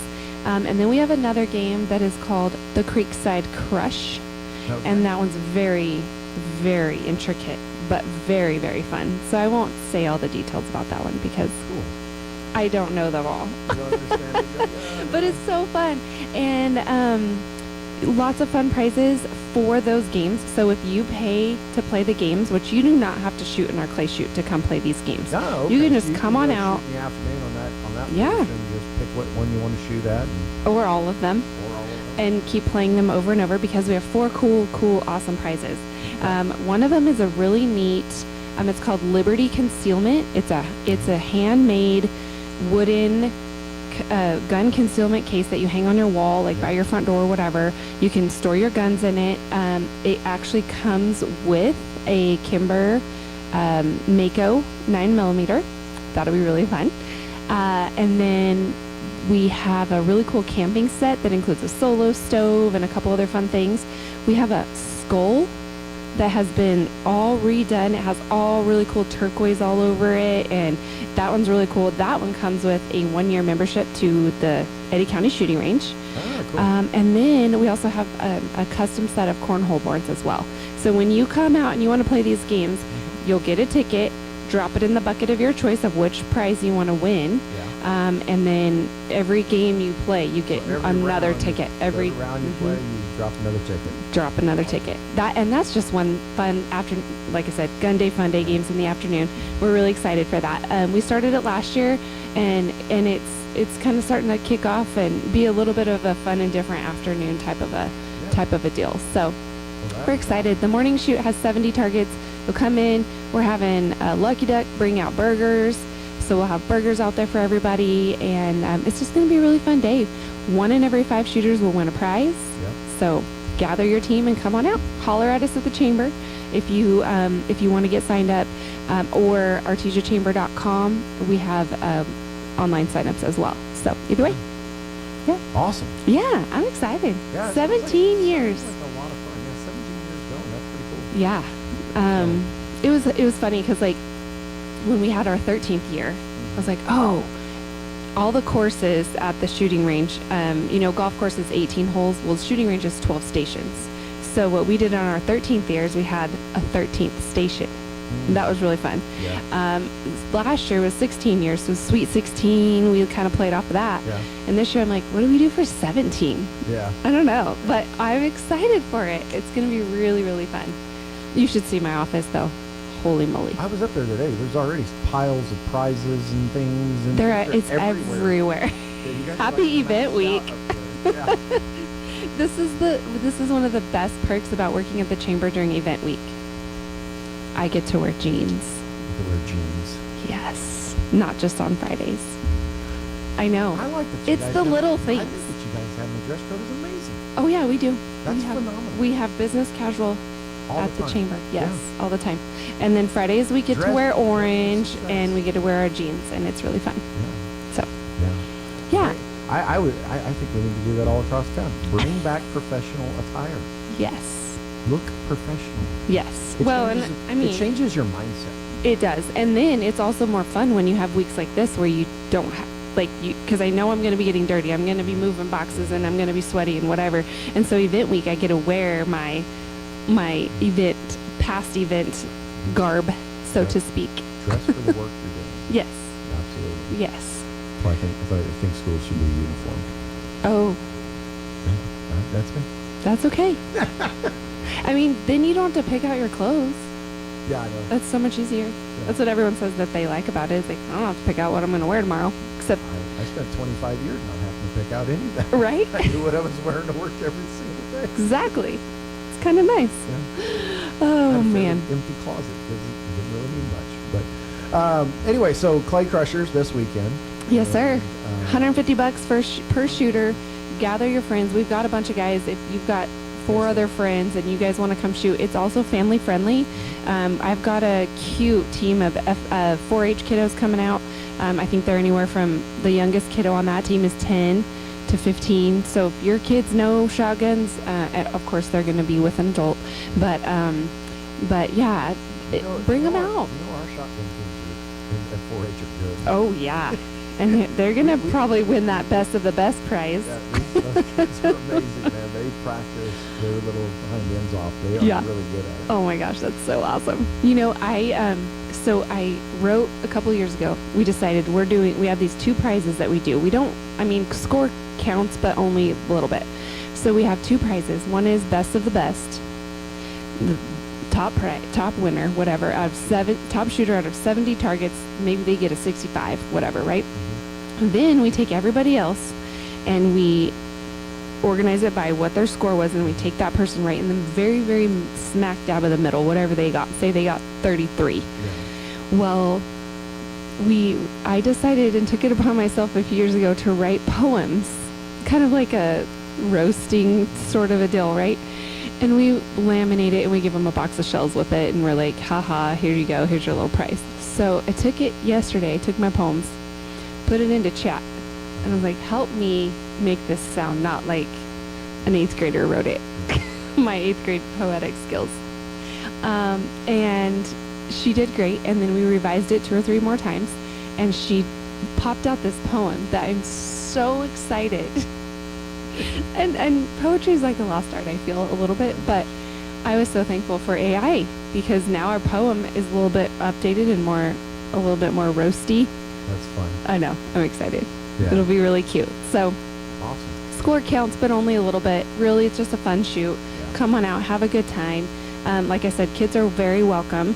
One of our gunboard guns is actually a really neat Nerf 100 bullet automatic Nerf gun. And the tickets are $5 per square for that one. And anyway, it's so fun.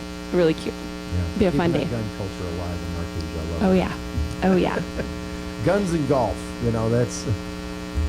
It's so fun. Somebody told me to come up with a new sport. Come up with. Yeah.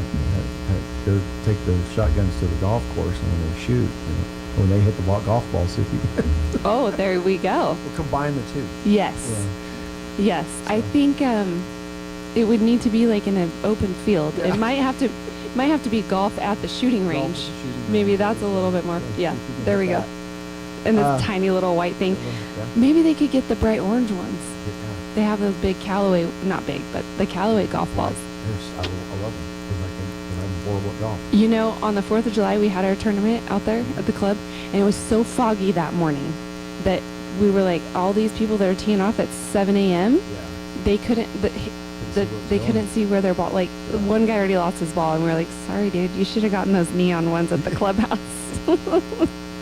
So some people need to keep those in their back pocket.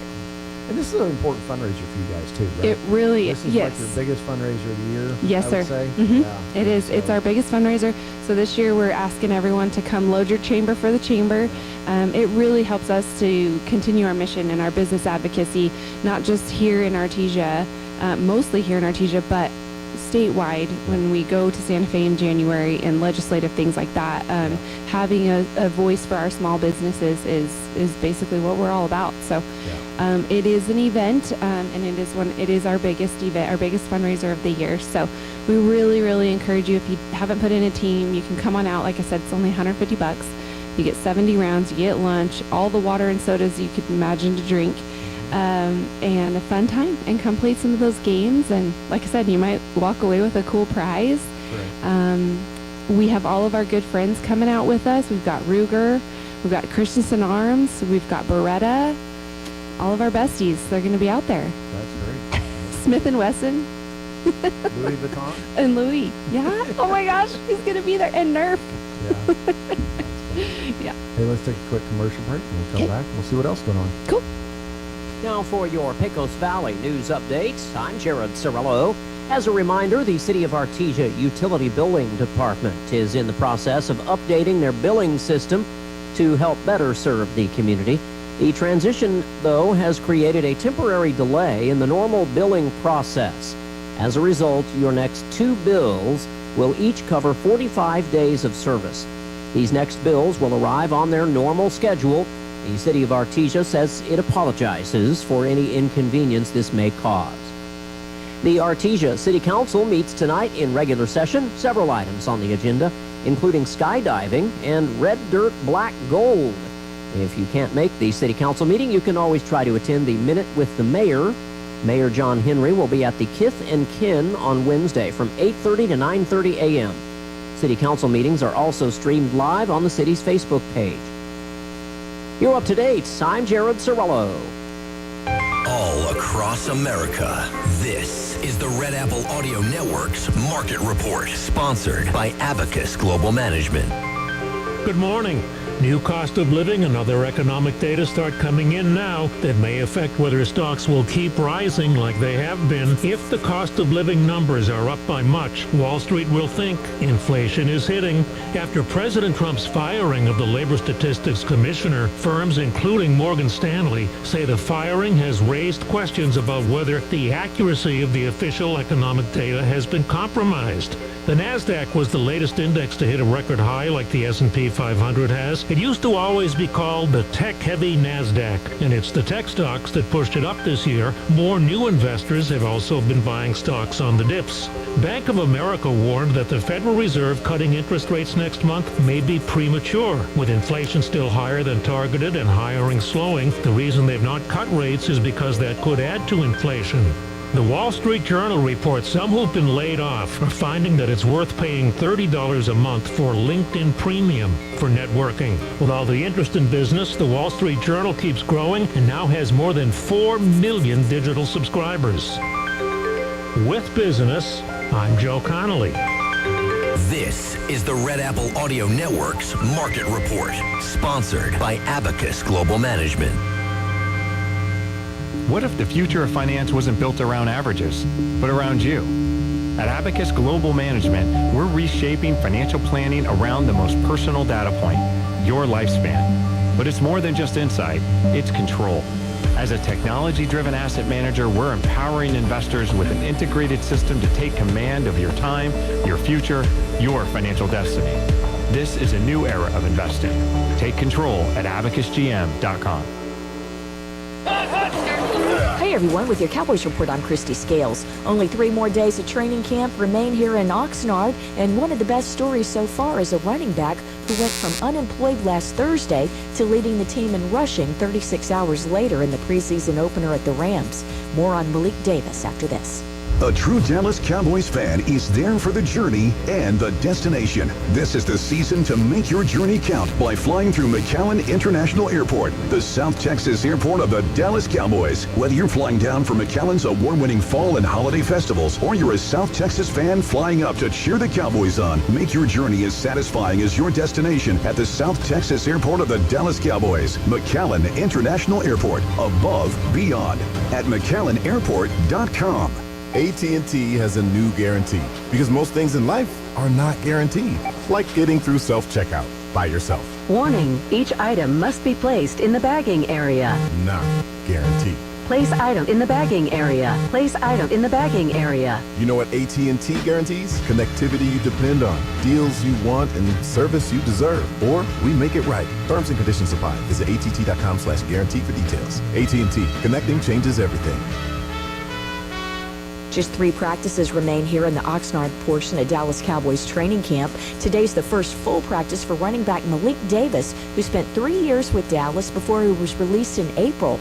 He was unemployed until arriving in Oxnard on Friday.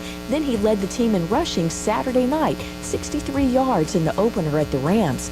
Malik says he didn't even have time for a cram session of the playbook. Well, you're able to just, all right, they call, it's time to go, let's go. The coaches trusted me to show that I could pick up the playbook within a short notice and apply it. The coaches hope to have rookie running back Jaden Blue return this week. He didn't play Saturday because of a bruised foot.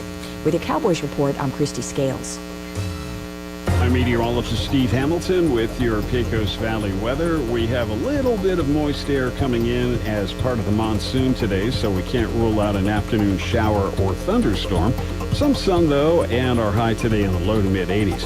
Overnight, a few showers till about midnight, then clearing up a little bit. We'll be in the upper 60s, and then sunshine on Wednesday. A very slight chance of a thunderstorm, and we're in the mid-90s. That's your latest forecast. I'm meteorologist Steve Hamilton.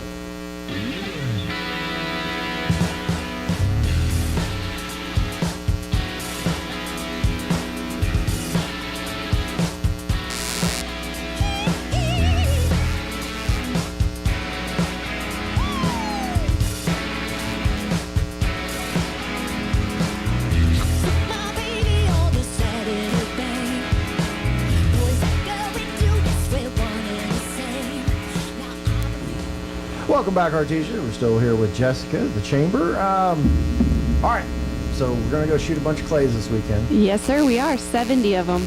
All 70. What else is happening?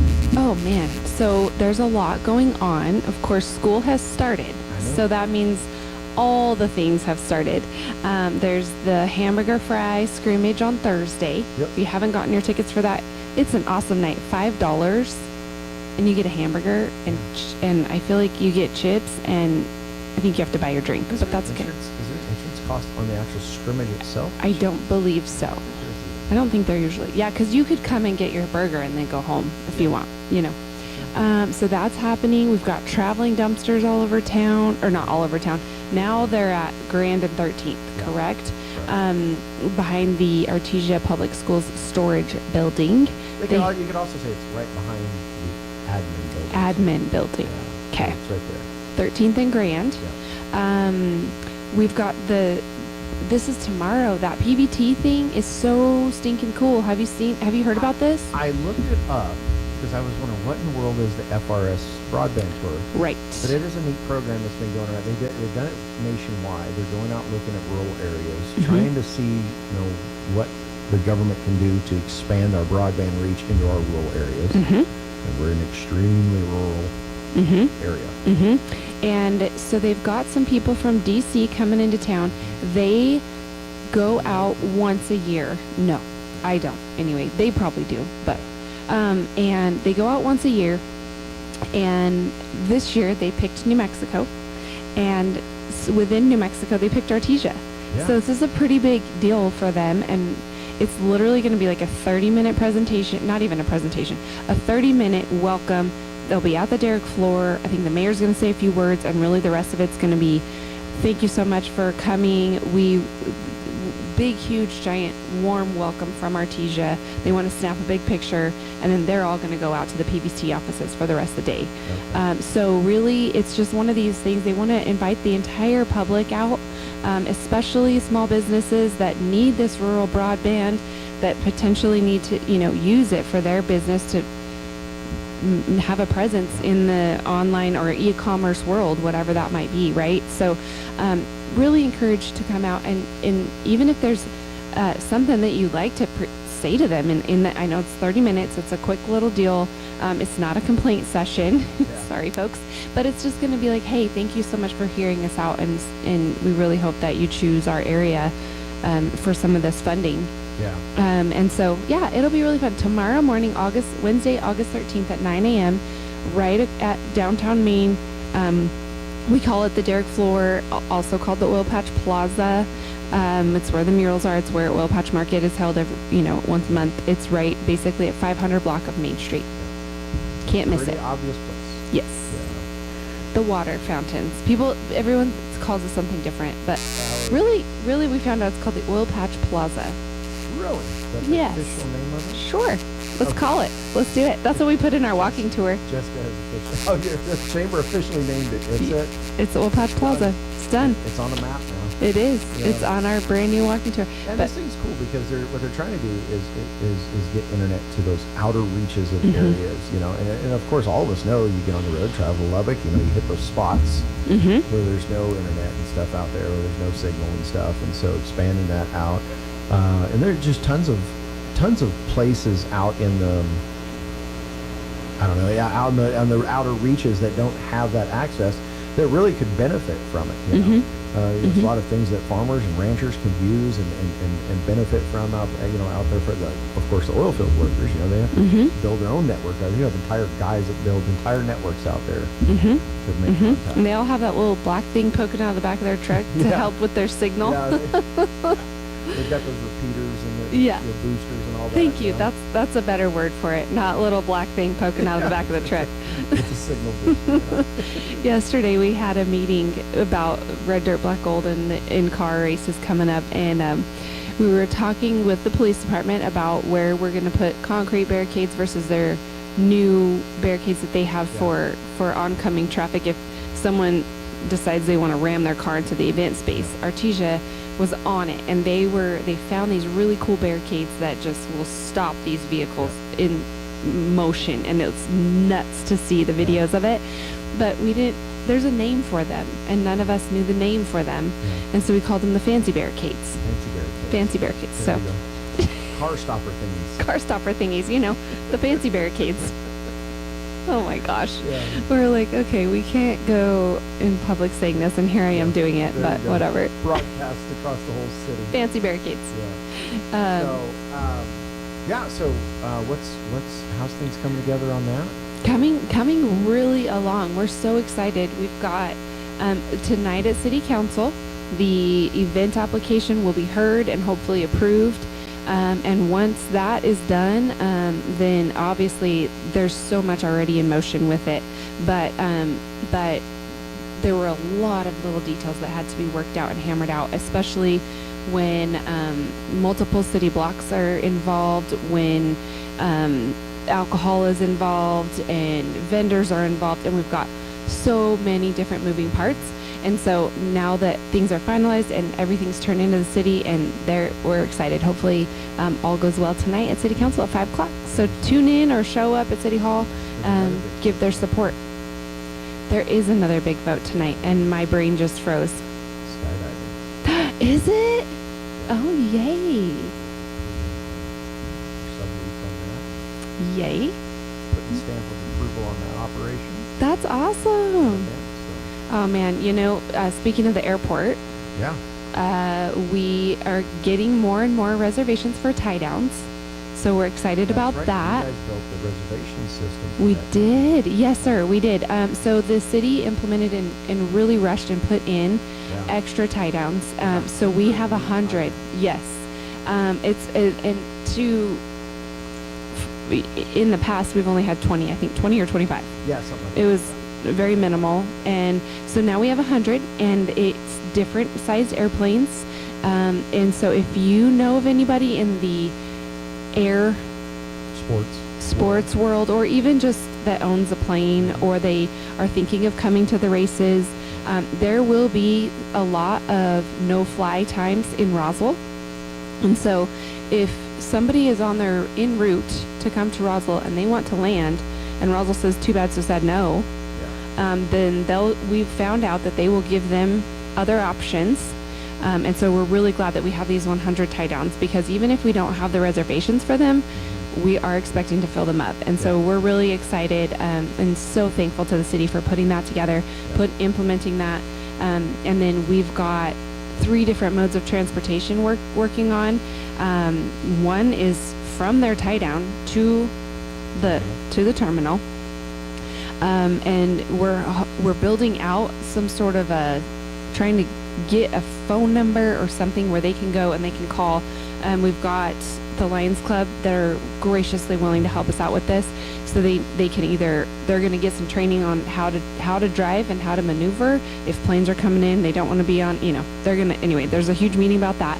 And then there's another transportation mode from the airport terminal to wherever they're staying. Hotels, Airbnb, RV park, whatever the case may be. And then number 3 is, how are they going to be then getting from their hotel or RV park or Airbnb to Roswell to the races? So I am really, really hopeful that, just all of this is what's going to be huge for Artesia. So that's awesome. Yeah, we're excited. It's coming along. We just all the little tiny details. You can't think of everything, but we're really, really trying to put ourselves in the shoes of a visitor in Artesia, and how this is going to work for them, what they're going to see, how they're going to view our town. Well, that's going to be huge with the vendor area for Red Dirt Black Gold, because we're talking, probably worst case scenario, 5,000 visitors to this town that have never been here. They want to buy all the local stuff. They want to take home their local things to, first time in Artesia and all that. So if you're a local vendor, you need to get signed up for that vendor portion of Red Dirt Black Gold as well, because it's going to be the entire parking lot behind Nocateo, right? Yes. Yeah. The entire parking lot. And every night, it's really cool. Jessica has some really neat stuff planned. Wednesday night, she's doing a cool movie inside the Ocotillo. Thursday night, she is going to be New Mexico Heritage Night. And so she's got some, I'm gonna butcher this, please don't get mad at me, but it's basically New Mexican music and dancers. We've got some turquoise jewelers coming. We've got, just things that are all New Mexico. A lot of these people are not even from the state. So we're really excited to welcome them and give them a little taste of our culture. So that'll be really fun on Thursday. And then Friday night, they're calling it Indie Folk Night. Okay. The headliner is a Fleetwood Mac tribute band called Mirage. Awesome. And we've had a tribute band from in the past. And I will tell you, because I got to go and I was so excited. It is so much fun. And Fleetwood Mac has, with the Ocean Spray commercial, has just made a comeback in the last few years. Thank you, Ocean Spray, because their music is awesome. And so, anyway, they're coming on Friday night. Of course, there's other openers. There's going to be music from 5 to 10, I think, every single night. Tickets are $10 every single night to come in. Like you said, walk around the vendors. There's going to be food trucks. There's going to be 4 different, there's like three or four different beer people, beer and wine and stuff like that going on. And then, of course, the stage this year is, if people remember Red Dirt Black Gold in the past, this is the 10th anniversary, by the way. Oh, so yeah. the last 10 years, every time Red Dirt, the stage has been on Roselawn in Texas, facing, west. Yeah. This year, it's still going to be on Texas, but we're putting it at 5th in Texas. Catty corner from facing 5th east. Yeah. Instead of, be catty corner, catty corner. And so it will be a whole different vibe, even if it's on the same street and we're just flipping it the other way and it's facing the other direction. Yeah. So I'm excited. I think it's going to be a really cool opportunity we have the space that's fenced off. We meaning the whole committee got from the fire marshal, I think they said 19-ish thousand people could fit in that space. Yeah. So it's a very, very large event space, and we're really excited. Obviously, people can stand outside the space and listen to it and whatever. Right. But in order to partake in any of the fun, in getting close to the stage, it's not going to be blocked off by VIP. VIP is going to be in a whole different area. And so I'm excited. I think it's going to be really, really fun. Yeah, so no beer garden this year. We have to go sit there. The whole thing is a beer garden again. Now. Yeah, so that's pretty cool. Yep. Just like last year where we were able to have that on Main Street. Yeah. That was implemented the exact same thing. So once City Council approves tonight, then you take that approval from City Council to New Mexico TRLD and blah, blah, blah. Hopefully all the magic wands are waved and everything works out just great. Yeah. So that's going to be a pretty amazing event going on, and everybody's lined up for it. Yeah, well, and Saturday huge. night is the actual big Red Dirt Black Gold. I'm so excited. Concert, if you had heard last fall, the Oklahoma State University hosted what they called Boys from Oklahoma. And it was a huge concert. First, it was a one-day deal. Then they opened up multiple days, and it ended up being a 4-day concert series every single night. It was the same guys, same bands every night, but they kept opening up extra nights and kept selling out extra nights. Yeah. That stadium, I don't even know, 50 to 70,000 people. Wow. I mean, it's just nuts, right? And so they sold out 4 dates. And it's called Boys from Oklahoma Tour. Well, one of those bands was Cross Canadian Ragweed. Yeah. They are not together anymore. However, the Canadian part of that name is Cody Canada. Oh, yeah. And Cody Canada and The Departed is who's headlining for us on Saturday night. So we're really excited. He's coming off this Boys from Oklahoma tour, and we're snagging him up, or we did snag him up a long time ago. Yeah. Because he's very popular right now. So we're really, really excited for Cody Canada. He'll headline on Saturday night for our big Red Dirt Black Gold. Make sure to dust off your boots and come out for that, or go buy a new pair of boots at Benny's. That's fine too. There you go. Whatever you need. There you go. Yeah. So, it's going to be really fun. September 10th through the 13th. The races are all happening that week in Roswell. Yeah. We're really, really trying to attract all of the visitors that are staying in this entire area. Even people like, we were talking, because our police are really, they are making sure that they are ready for very, very high numbers in the event that happens, because they're like, we'd rather be prepared than not, right? And then all these 20,000 people show up and you're like, ah! Yeah, what do we do with them? Yeah. Yeah, exactly. So even people coming through from Roswell going to Carlsbad, if that's where they have a place to stay finally, maybe they'll stop here and grab a bite to eat. As they drive and through town with some billboards and watch the music and come in. It's $10. $10. $10 for 21 So that's a and good up. question. Where are your entrances going to be? So where are going to be the entry points into? Because that whole area is going to be basically fenced off. in. Yes, sir. So there are 4 entry points. One will be at 4th Street. One will be at Roselawn off of Main. Yeah. One will be at 3rd Street. So all 3 of those blocks off of Main Street, because most of the parking is going to be on the south side of Main Street. So anyway, and then I think the last one is going to be on the east side of Texas Street. I know I have to do that every time. Never eat soggy waffles. Yeah. East side of Texas Street. Okay. That will be another entry point, and then that way all of them will enter. They'll immediately hit food trucks and vendors, and then keep on going and go to the stage. Awesome. There's going to be tents everywhere for people to grab some shade if they want, or if you want to get right up to that stage and try to slap hands with whoever's playing, there'll be that opportunity as well. Great. So, yeah. That's gonna be fun. Yeah, I'm excited. So, if you want more information, best way to do that That's a good is question. go to artesiachamber.com. At the very top of the screen, there's a big yellow button that says "Getting ready for races" or something about the air races. Get ready for the air races, and that is the page that will take you to a landing page that is all things air races. That's lodging, transportation, events, all of the events happening that week. We're updating it as we get information. It's live. It's all of the outside events from Red Dirt Black Gold, anything that you could do in Artesia. So from skydiving to the library has stuff going on. The museum, they've got a Black Wings exhibit coming to town for this event or for this week. And then the Aquatic Center, they're having some extra open hours because typically they close at Labor Day. Yeah. So they're going to stay open and they're playing a lot. I mean, everyone's just all hands on deck, and I'm so excited. So awesome. artesiachamber.com, click on the big yellow button at the top and you'll get the information. Please send it to all friends and family that you have that you know that are coming to town. Yep. Because like I said, we're taking, you can even make a reservation for a tie down on that. There you go. So, all right, Artesia, you heard it here first.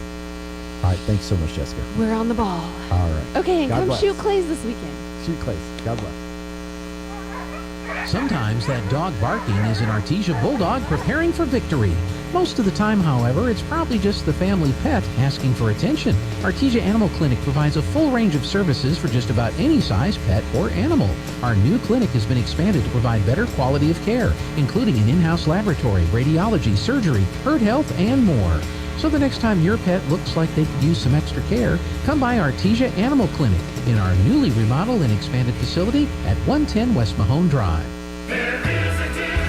When was the last time a bank asked you about your needs or your goals? When you're a member of Artesia Credit Union, you get to use your money for something more important than fees and finance charges. You get to use your money for you. Membership is open to anyone who calls New Mexico home. Become a member of Artesia Credit Union today and see what your partners can do for you. North 5th Street in Artesia or online at artesiacu.org. Artesia Credit Union, member NCUA.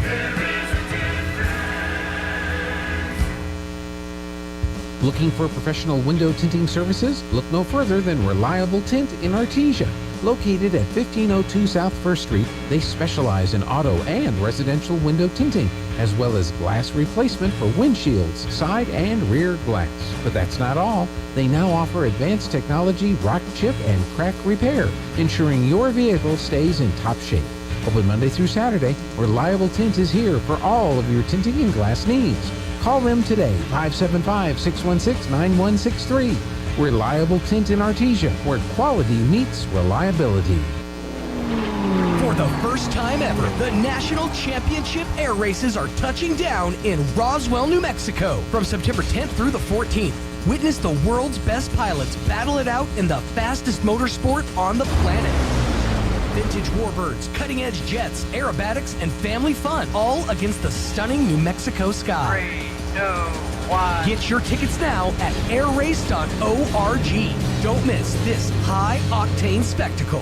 Bob Reed Pest Control. Reliable, professional, and experienced. The technicians at Bob Reed Pest Control have been providing pest management services for over 50 years and will continue to set high standards for their customers. Protect your family's most important investment, your home, and protect your children and pets from the dangers of poisonous bugs and insects. Everyone at Bob Reed Pest Control are trained and knowledgeable in the latest pest management practices, offering effective treatment plans for each situation. Bob Reed Pest Control. Find them online, BobReedPestControl.com, or call 575-623-5344. Serving all of Southeast New Mexico.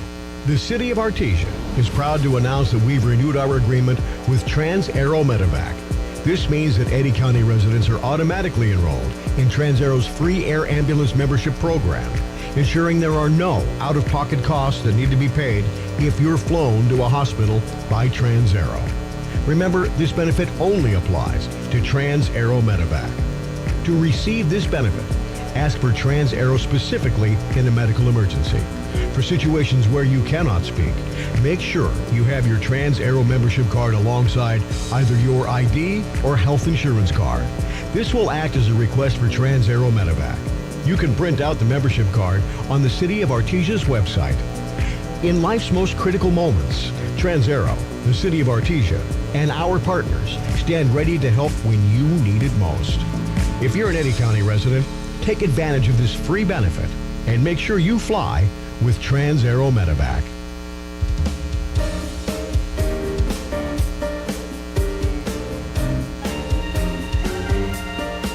President Trump's tariffs. The president vowing to make D.C. safe again. I'm announcing a historic action to rescue our nation's capital from crime, bloodshed, bedlam, and squalor. Mr. Trump calling out the National Guard. He's also federalizing the D.C. police force. City officials object. They claim that violent crime has declined significantly in the district over the past few years. Protesters turned out not far from where they were marching and shouting in the street. There was another fatal shooting. Suspect in custody following a shooting outside a Target store in Austin, Texas. We have 3 people that are deceased.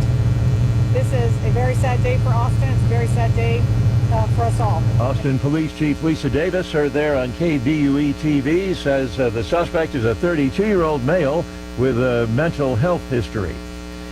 President Trump describing his upcoming summit with Russia's Vladimir Putin as a feel-out meeting. When he sits down with Putin on Friday, the president predicts he'll know the outcome right away. Probably in the first 2 minutes, I'll know exactly whether or not a deal can be made. And he says the meeting in Alaska could go one of 2 ways. I may say, lots of luck, keep fighting, or I may say we can make a deal. The president says both Russia and Ukraine will have to give up land in order to end the war. Greg Clugston, the White House.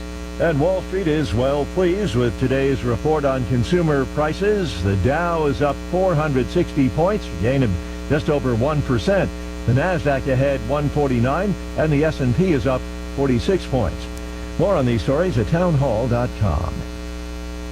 We all hear the radio ads about the IRS. They tell you to be afraid, to be scared, and they try to frighten you into calling. I'm not here to do that. Tax Relief Advocates is different. TRA is here to tell you that if you owe money to the IRS, whether it's $5,000, $50,000, or $500,000, we have a solution. It doesn't matter if you're sitting in your car, at work, or with your kids. No matter where you are, call now. 800-575-6745.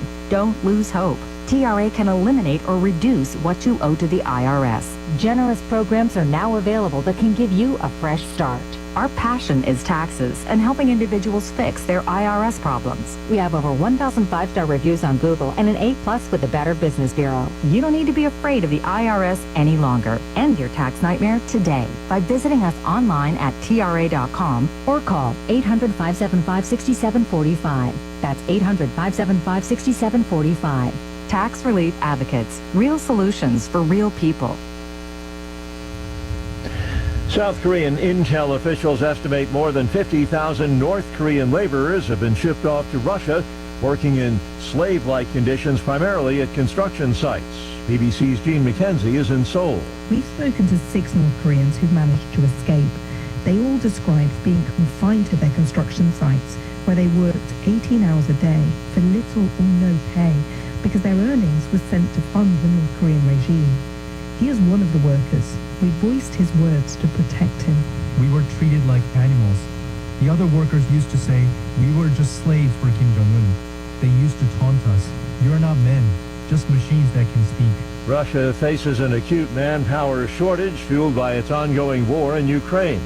Since the outbreak of the war, the Russia-North Korean alliance has grown stronger. The North also supplies soldiers to fight with Russia in Ukraine. News and analysis at townhall.com. Remember that distinctive sound of dial-up internet? Some people still hear that sound, but not for much longer. While perhaps a dinosaur by today's digital standards, dial-up is still around, but AOL says it's officially pulling the plug for its service on September 30th, with AOL noting in a brief update that it routinely evaluates its offerings and had decided to discontinue dial-up on AOL plans and associated software. AOL, formerly America Online, introduced many households to the internet for the first time when it launched dial-up just decades ago, rising to prominence particularly in the 90s and early 2000s. Keith Peters, Washington. Ford says it's going to invest almost $2 billion to retool a Kentucky plant to produce electric vehicles. The automaker says the goal is to produce EVs that are more affordable, profitable to make, and outcompete rivals. More on these stories, townhall.com. Today's KSVIPs are TJ and Jared Zuniga. TJ and Jared celebrated a wedding anniversary yesterday. Happy 24th anniversary. Here's hoping it was a wonderful day. With love from Mom. Today, TJ and Jared, you're going to receive a flower from Nell's Floral and KSVP. Today's KSVIP's anniversary couple, TJ and Jared Zuniga.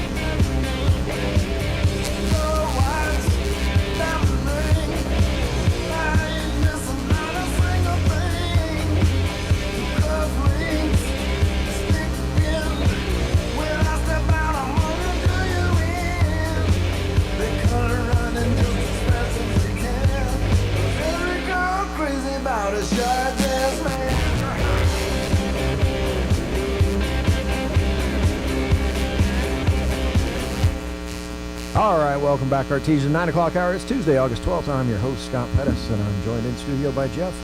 So we're going to have the musings of Jeff and Mutt and Jeff for the next 45 minutes. Well, here we are on AM 990. Yeah, no, so nobody had scheduled for the first half, and no financial update today from Aaron. I don't know what we're going to do. We're not going to have a clue what's happening in the stock market. And I guess he doesn't want to take time out of his conferences in San Diego. Yeah, I know. I'm really jealous right now. He's adjacent to many In-N-Out burgers. Yeah. And that always makes me jealous. I've never been to San Diego. That's a great question. In-N-Out burger or Whataburger?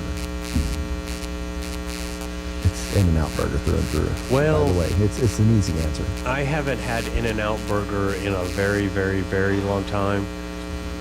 So I will say that what is it, the animal style? Yeah. That is one of the best things to eat after a hangover. I wasn't going to go there. See, I'm sorry. That's the only experience I really know.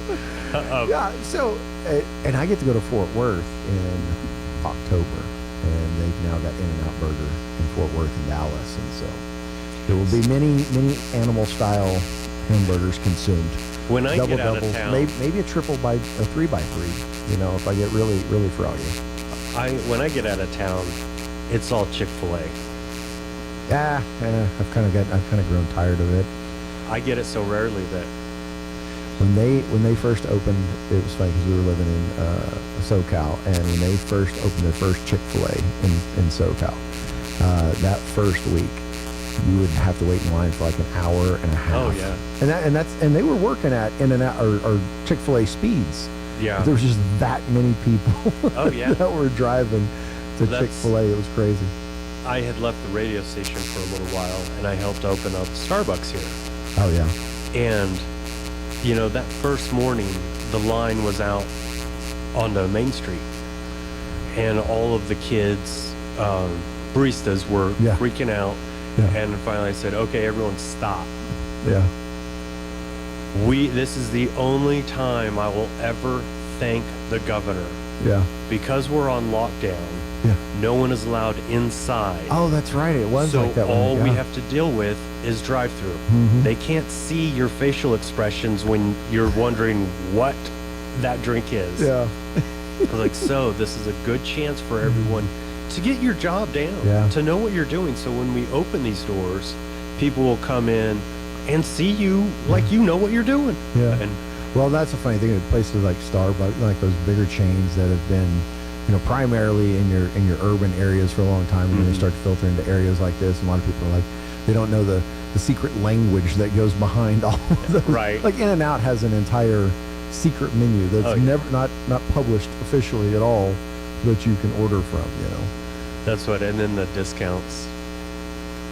Three of my best friends were on their way to stay at another friend who's here, their cabin in Cloudcroft. So we all had lunch and before they took off, I was like, well, I'm going to Starbucks, why don't you? So we go in, I was like, no, I'm paying. Yeah. And so I ordered the 4 drinks. We dropped one off at the high school for Jennifer. Yeah. So I ordered 5 drinks, and it was like under $20. Like, you know, like 15 something. And Robin, and they were all upset. So like, hold on, wait. I go in there with my 2 kids, and it's never getting out of there for less than $30, yeah. But it's interesting because that brings a good point. We can talk a little economics, in honor of Aaron and his fun day in San Diego today. Is prices are astronomically higher comparatively if you think of things in terms of, well, what it was 5, 10 years. You know, inflation has hit us, especially the last 4 or 5 years. And people are like, well, why aren't the prices coming down? Well, because they're not going to. Right. Once they're there, they're set. Then the goal then is to bring everybody's your earnings up to a point where you can then the cost of living is then affordable.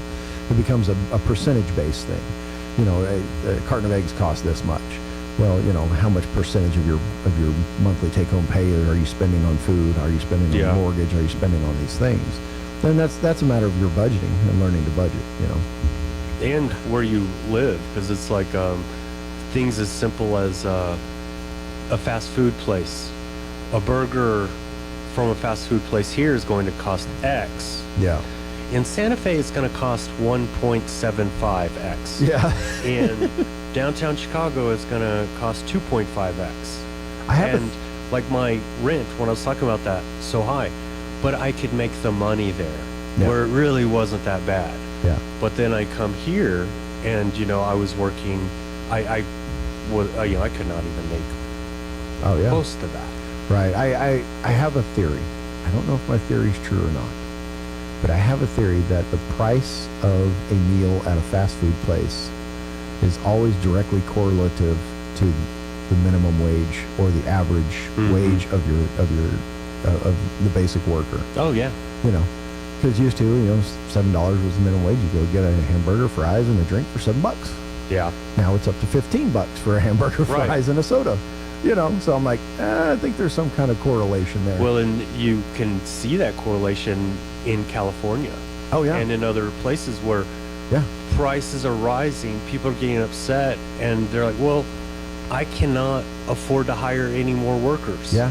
The ones I have, in order to keep paying them, I have to raise prices because now the minimum wage is 20 whatever. Well, and I think the strange thing is you know, here we are in this little state, and we're actually catching up with California. Yeah. You know, that's in cost of goods and stuff because of the way our state is being taken. Back to our first conversation earlier, you know, it makes little sense.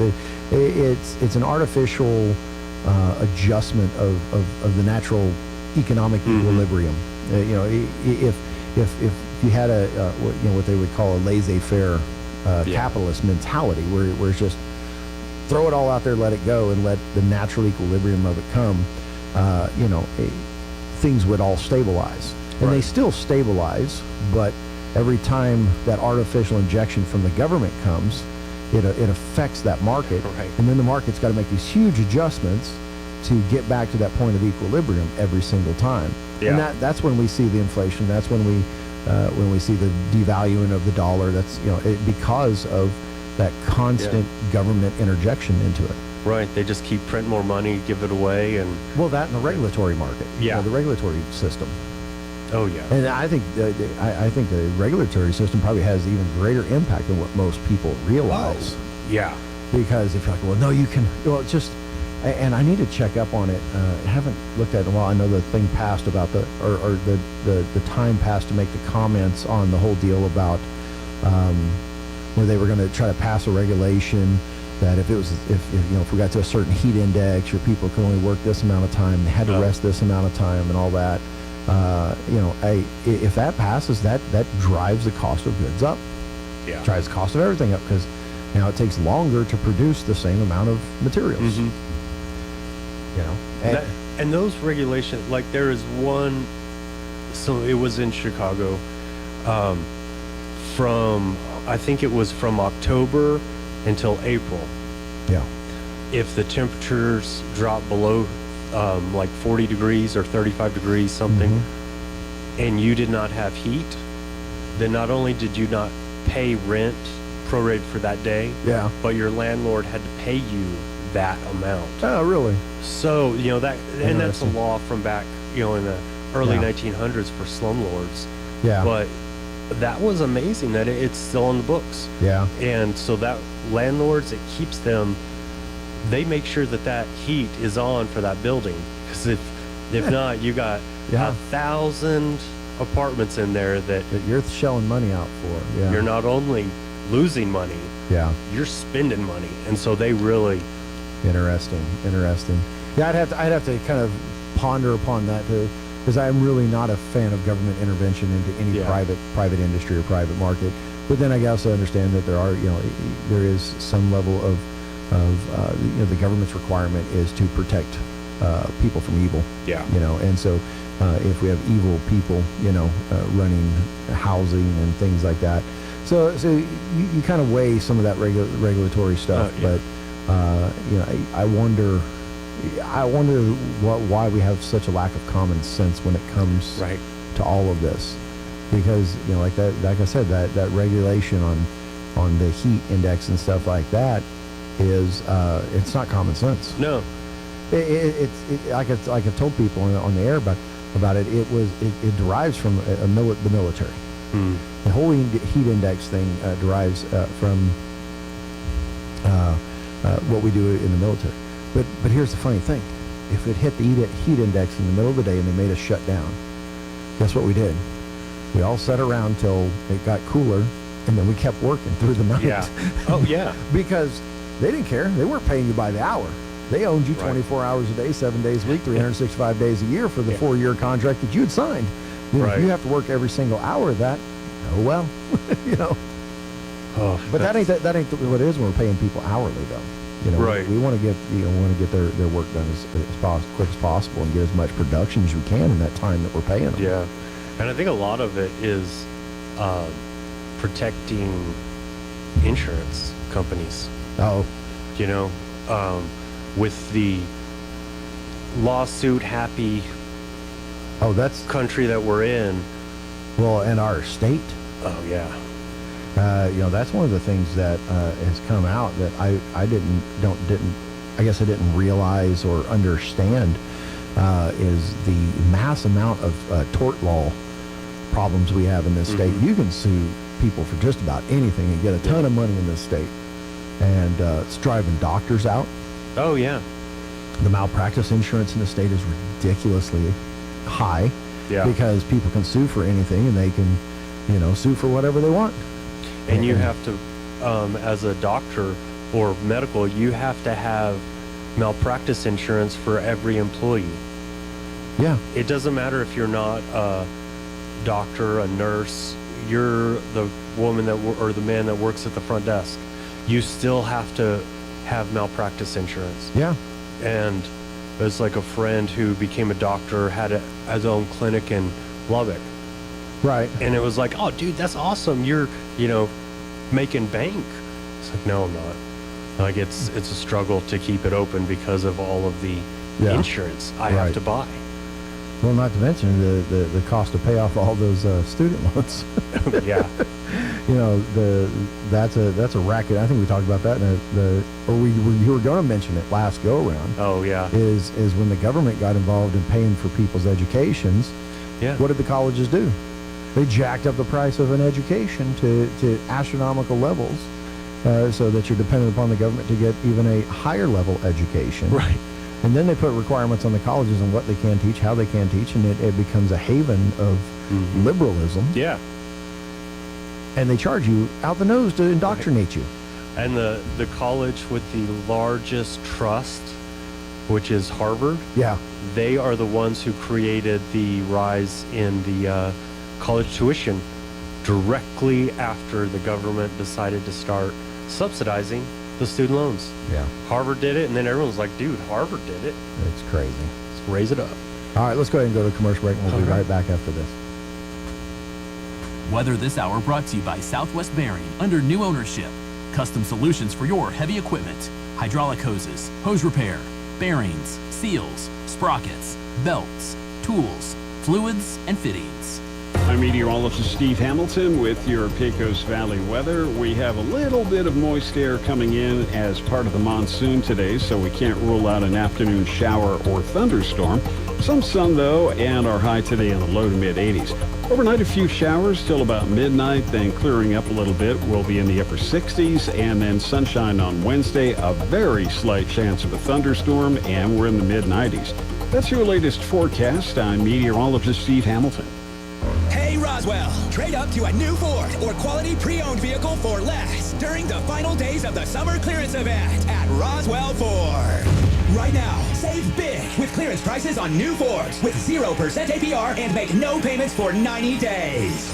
Your friends at Roswell Ford make upgrading to a new Ford or quality pre-owned vehicle for less super fun, super fast, and super easy. If you're making payments on your current vehicle and want out early, Roswell Ford will do whatever it takes to free you from your trade, even if you owe thousands more than it's worth.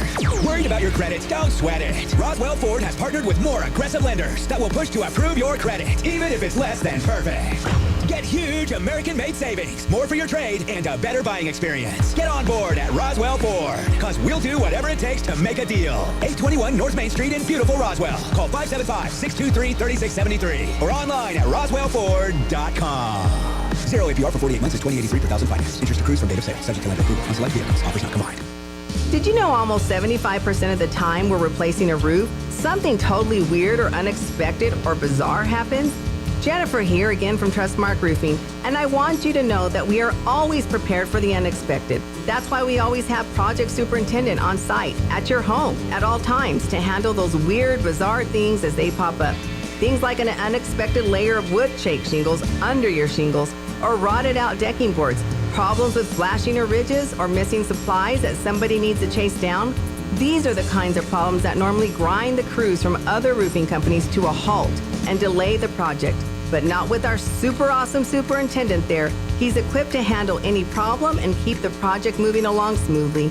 Just one more way we do things better at Trustmark Roofing. If you have any roofing needs, call us at 575-755-ROOF or find us online at trustmarkroofpros.com. Trustmark Roofing, we put people first. Innovation, service, integrity, and knowledge.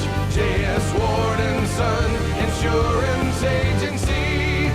Auto and home, life and health. Essential bonds too.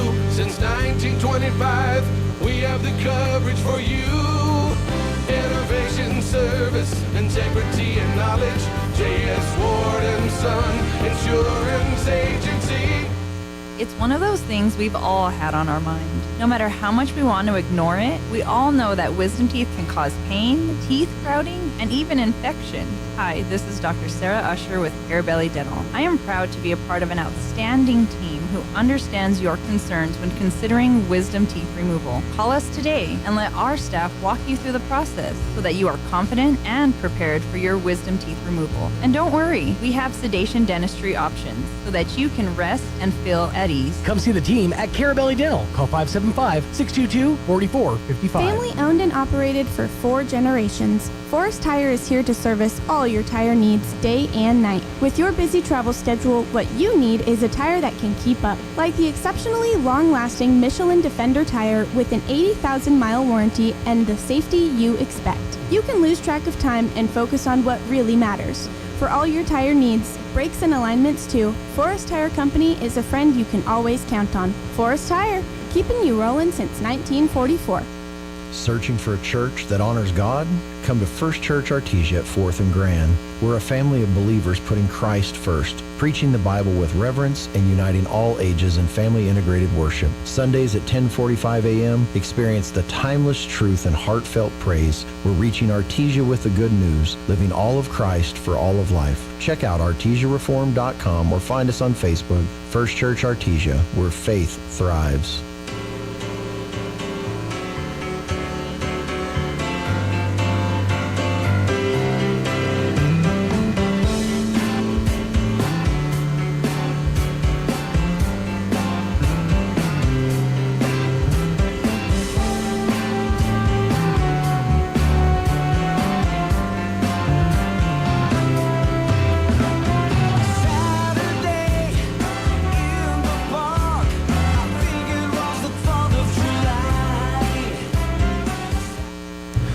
Welcome back, Artesia. Still me and Jeff sitting here talking, and I just came across a post that made me think of something.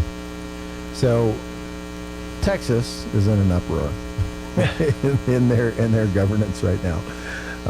So the state of Texas, is Republican controlled, and they're redistricting.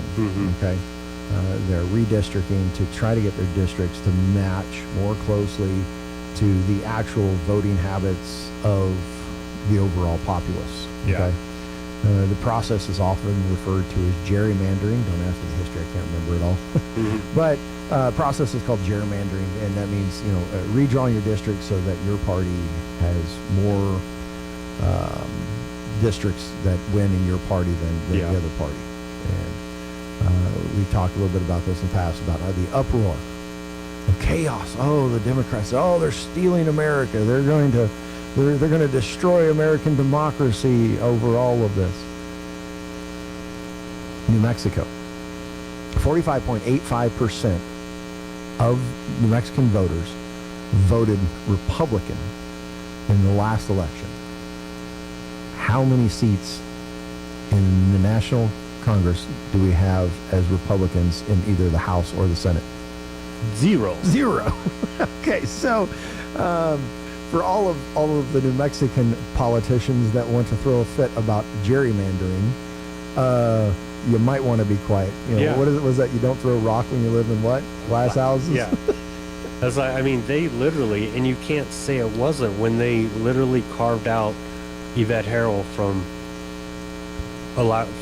a district that she could win. If you look at the maps of CD 1, 2, and 3. The congressional districts 1, 2, and 3. Those are for our House of Representatives at the national level.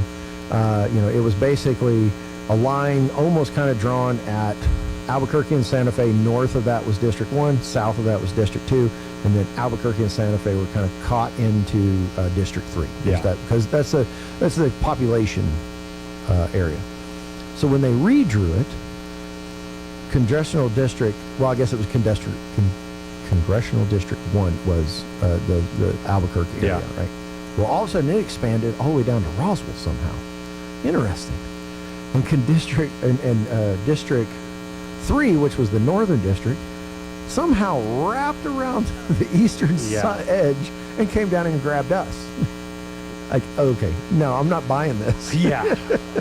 If that wasn't gerrymandering, nothing Well, was. and they escaped. They fled to Illinois, and that the place, the Texas lawmakers, and some went to California, and those were two of the biggest gerrymandering they've ever done.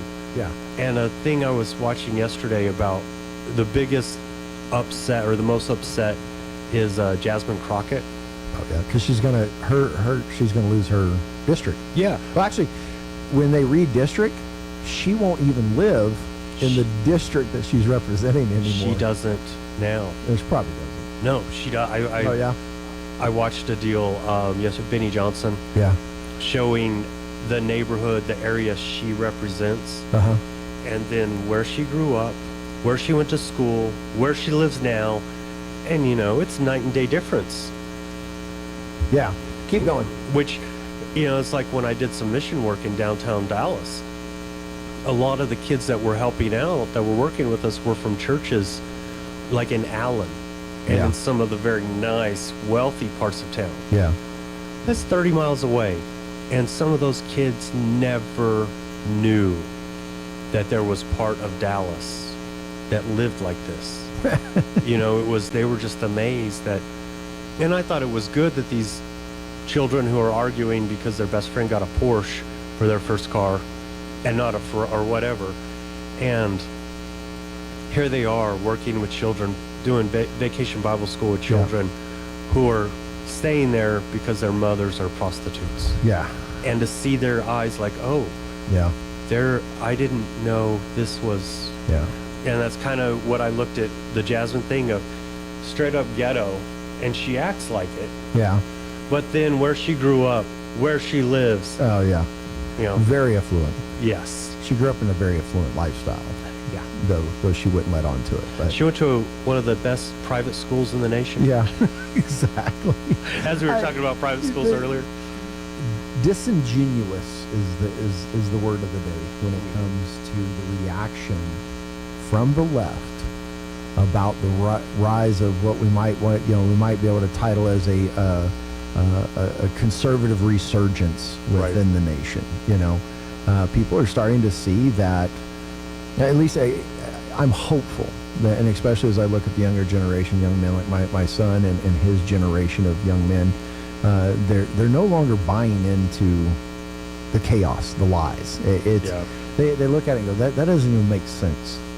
On the whole of it, the face of it, none of this makes sense. And they see the destruction, and though they're not really necessarily thinking of it, though they've got to go and get married. They've got to build lives, have children, build a world in which they can thrive and in which their children can thrive generationally. And they look around and they say, this isn't working. And so we're back to the same topic. We're looking at the state. This chaos doesn't work long term. Right. It benefits certain people politically and economically at the moment, and it works out great for them. They can move up in their party politics and all of this and that.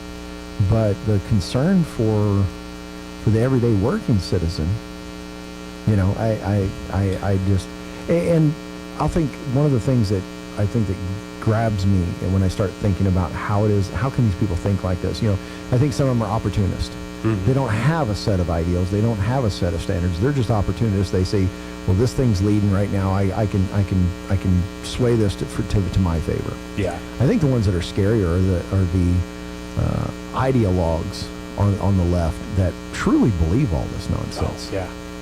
Like because it's hard to break them and get them to walk away and see truth. Yeah. Like the communists running for mayor, who will be the next mayor of New York. And earlier I was thinking about do we have a new secretary for Department of Education in New Mexico, or do we still have the same one that lives in Vermont? During COVID, he did a great job from Vermont. Yeah, it makes no sense. I think we need to go get a bunch of ranchers and oil field workers and send them up to Santa Fe to fix everything. Well, that's like, did you ever see that sign at, I believe, Alma's that said Joe Bell for governor?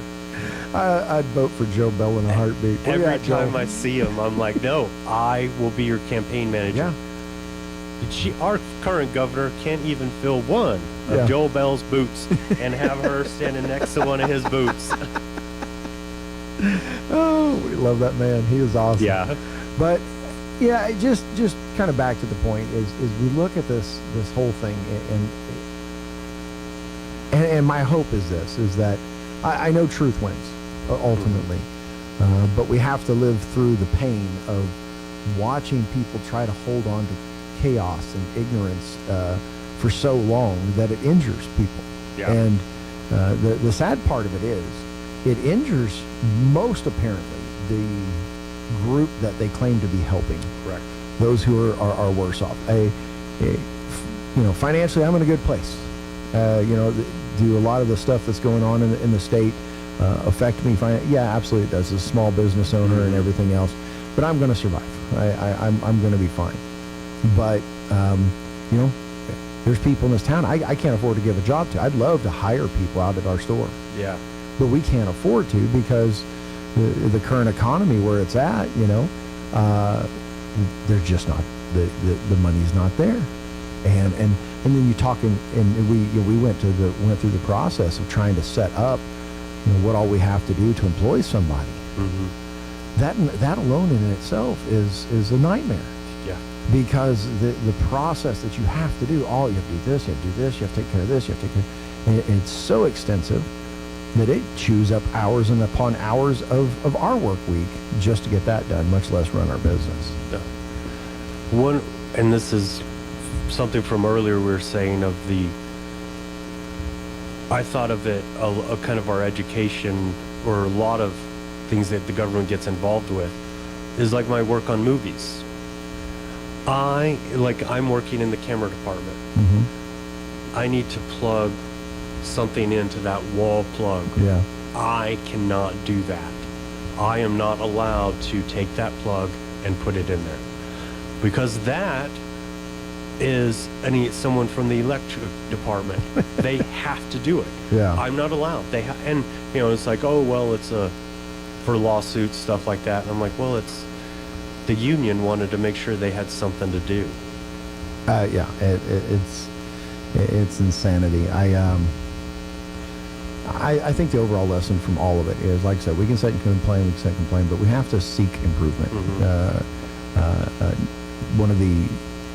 One of the leadership traits that I really held on to in the core is this: know yourself and seek improvement. Seek self-improvement every single day. Seek self-improvement. Try to get better every single day. And I don't know, might get myself in trouble for saying this on the radio. When I got unceremoniously pushed into the Special Forces world, and by the grace of God, I got to go hang out with these guys and work with them, amazing human beings. One of the things, my first team leader, he would work us like dogs from 4 a.m. till 7, 8 o'clock at night, and then stop, and then we'd debrief the day and all of this, and then go, hey, do we need to go a few more rounds? And he was just wanting one of us to go, yeah, let's go do 2 more, and we're like, no, let's go to bed. But at the end of every day, at the end of every evolution, training, evolution, everything else, this was his advice. You did a great job today. You still suck. Suck less tomorrow. I know it's a crass way to say it, but if you take that mindset, like, yeah, you did a good job today, but there's room for improvement tomorrow, every single day. Right. Get better. And I think that's the thing is, we can always choose to kind of go, well, this is just the world we live in. Throw our hands up and just try to maintain, or we can try to get better. And I think as each one of us in our individual jobs can take that mindset, we can take that as a societal drive as well. How do we improve? How do we get better tomorrow? We live in a wonderful city. Yeah. But it could be better. And I found that it's easier to try to bring that to one aspect. Yeah. Of, okay, you know what? I could have been nicer or more gentle with this person. I could have, okay, tomorrow, let's work on that. Yeah. Because I did as well as I could today. Let me do better tomorrow. Yeah. It's in Christianity, we call that progressive sanctification. We're progressively being sanctified. We're getting closer and closer to Christ every single day. That's the goal, to walk more and more like him every single day. So if you weren't kind today, work on your kindness tomorrow. Yeah. You know, But it's a little if you had a short simple temper things. today, you know, try not to tomorrow. Yeah, maybe compliment. So just be a little more, show more grace. Yeah. If you didn't work try hard doing enough, that. if you didn't work hard enough today, work harder tomorrow. You know, don't sit and get hung up on all the stuff you're failing at. Right. You know, or don't accept like, well, I'm pretty good, and you know, think you've reached the top or the pinnacle of it. No, there's still always room to get better and better and better. You look at the greatest athletes, and they weren't born that way. None of them. Michael Jordan, Kobe, right? They were not born that way, but they had the drive and the discipline. Yeah. They saw their goal. Yeah. And worked on it every single day. Yeah. Self-sacrifice is the name of the game. Yeah. Self-sacrifice every single day to try for improvement tomorrow. All right, Artesia. Well, thank you for listening to the Jeff and Mutt Show. We're going to go to commercial break, and when we come back, we'll see if we get the Artesia Literacy Council on the phone. All across America, this is the Red Apple Audio Network's Market Report, sponsored by Abacus Global Management. Good morning. New cost of living and other economic data start coming in now that may affect whether stocks will keep rising like they have been. If the cost of living numbers are up by much, Wall Street will think inflation is hitting. After President Trump's firing of the Labor Statistics Commissioner, firms including Morgan Stanley say the firing has raised questions about whether the accuracy of the official economic data has been compromised. The Nasdaq was the latest index to hit a record high like the S&P 500 has. It used to always be called the tech-heavy Nasdaq, and it's the tech stocks that pushed it up this year. More new investors have also been buying stocks on the dips. Bank of America warned that the Federal Reserve cutting interest rates next month may be premature. With inflation still higher than targeted and hiring slowing, the reason they've not cut rates is because that could add to inflation. The Wall Street Journal reports some who've been laid off are finding that it's worth paying $30 a month for LinkedIn Premium for networking. With all the interest in business, the Wall Street Journal keeps growing and now has more than 4 million digital subscribers. With business, I'm Joe Connolly. This is the Red Apple Audio Network's Market Report, sponsored by Abacus Global Management. What if the future of finance wasn't built around averages, but around you? At Abacus Global Management, we're reshaping financial planning around the most personal data point, your lifespan. But it's more than just insight, it's control. As a technology-driven asset manager, we're empowering investors with an integrated system to take command of your time, your future, your financial destiny. This is a new era of investing. Take control at abacusgm.com. Now for your Pecos Valley news updates, I'm Jared Cirillo. As a reminder, the City of Artesia Utility Billing Department is in the process of updating their billing system to help better serve the community. The transition, though, has created a temporary delay in the normal billing process. As a result, your next 2 bills will each cover 45 days of service. These next bills will arrive on their normal schedule. The City of Artesia says it apologizes for any inconvenience this may cause. The Artesia City Council meets tonight in regular session. Several items on the agenda, including skydiving and red dirt black gold. If you can't make the City Council meeting, you can always try to attend the Minute with the Mayor. Mayor John Henry will be at the Kith and Kin on Wednesday from 8:30 to 9:30 a.m. City Council meetings are also streamed live on the city's Facebook page. You're up to date. I'm Jared Cirillo. Waking up on the right side. This is the Sean Hannity Morning Minute. The war between Russia and Ukraine, this is entirely a war that started on Joe Biden's watch. If you remember when Putin was amassing troops along the Ukrainian border. But Putin is amassing military troops and military hardware all along the border with Ukraine. And Joe Biden never picked up the phone and called Vladimir Putin and said, "What are you doing?" Joe said two things just before the invasion. Well, what words do you have for Putin? Don't. Remember, don't. Kamala Harris repeated, don't. From coast to coast, from sea to shining sea, it's the Sean Hannity Show.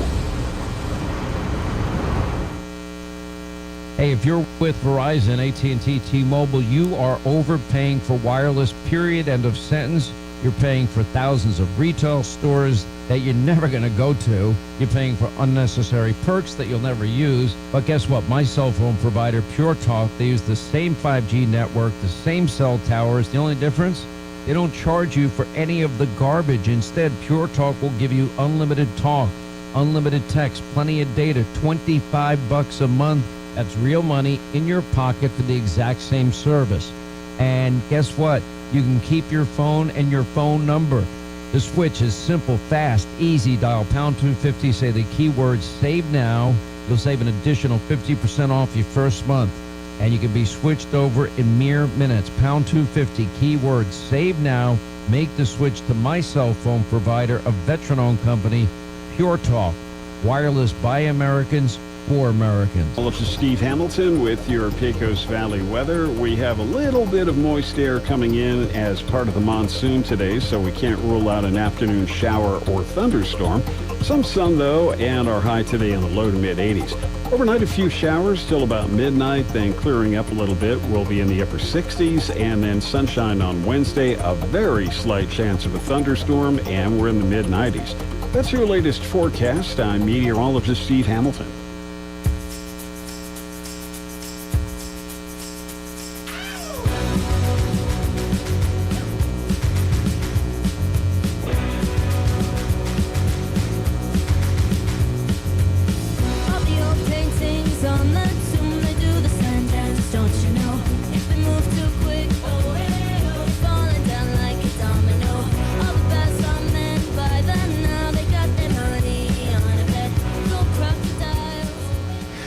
Welcome back, Artesia. Hey, our last segment here, we've got June Marie from the Artesia Literacy Council on the air.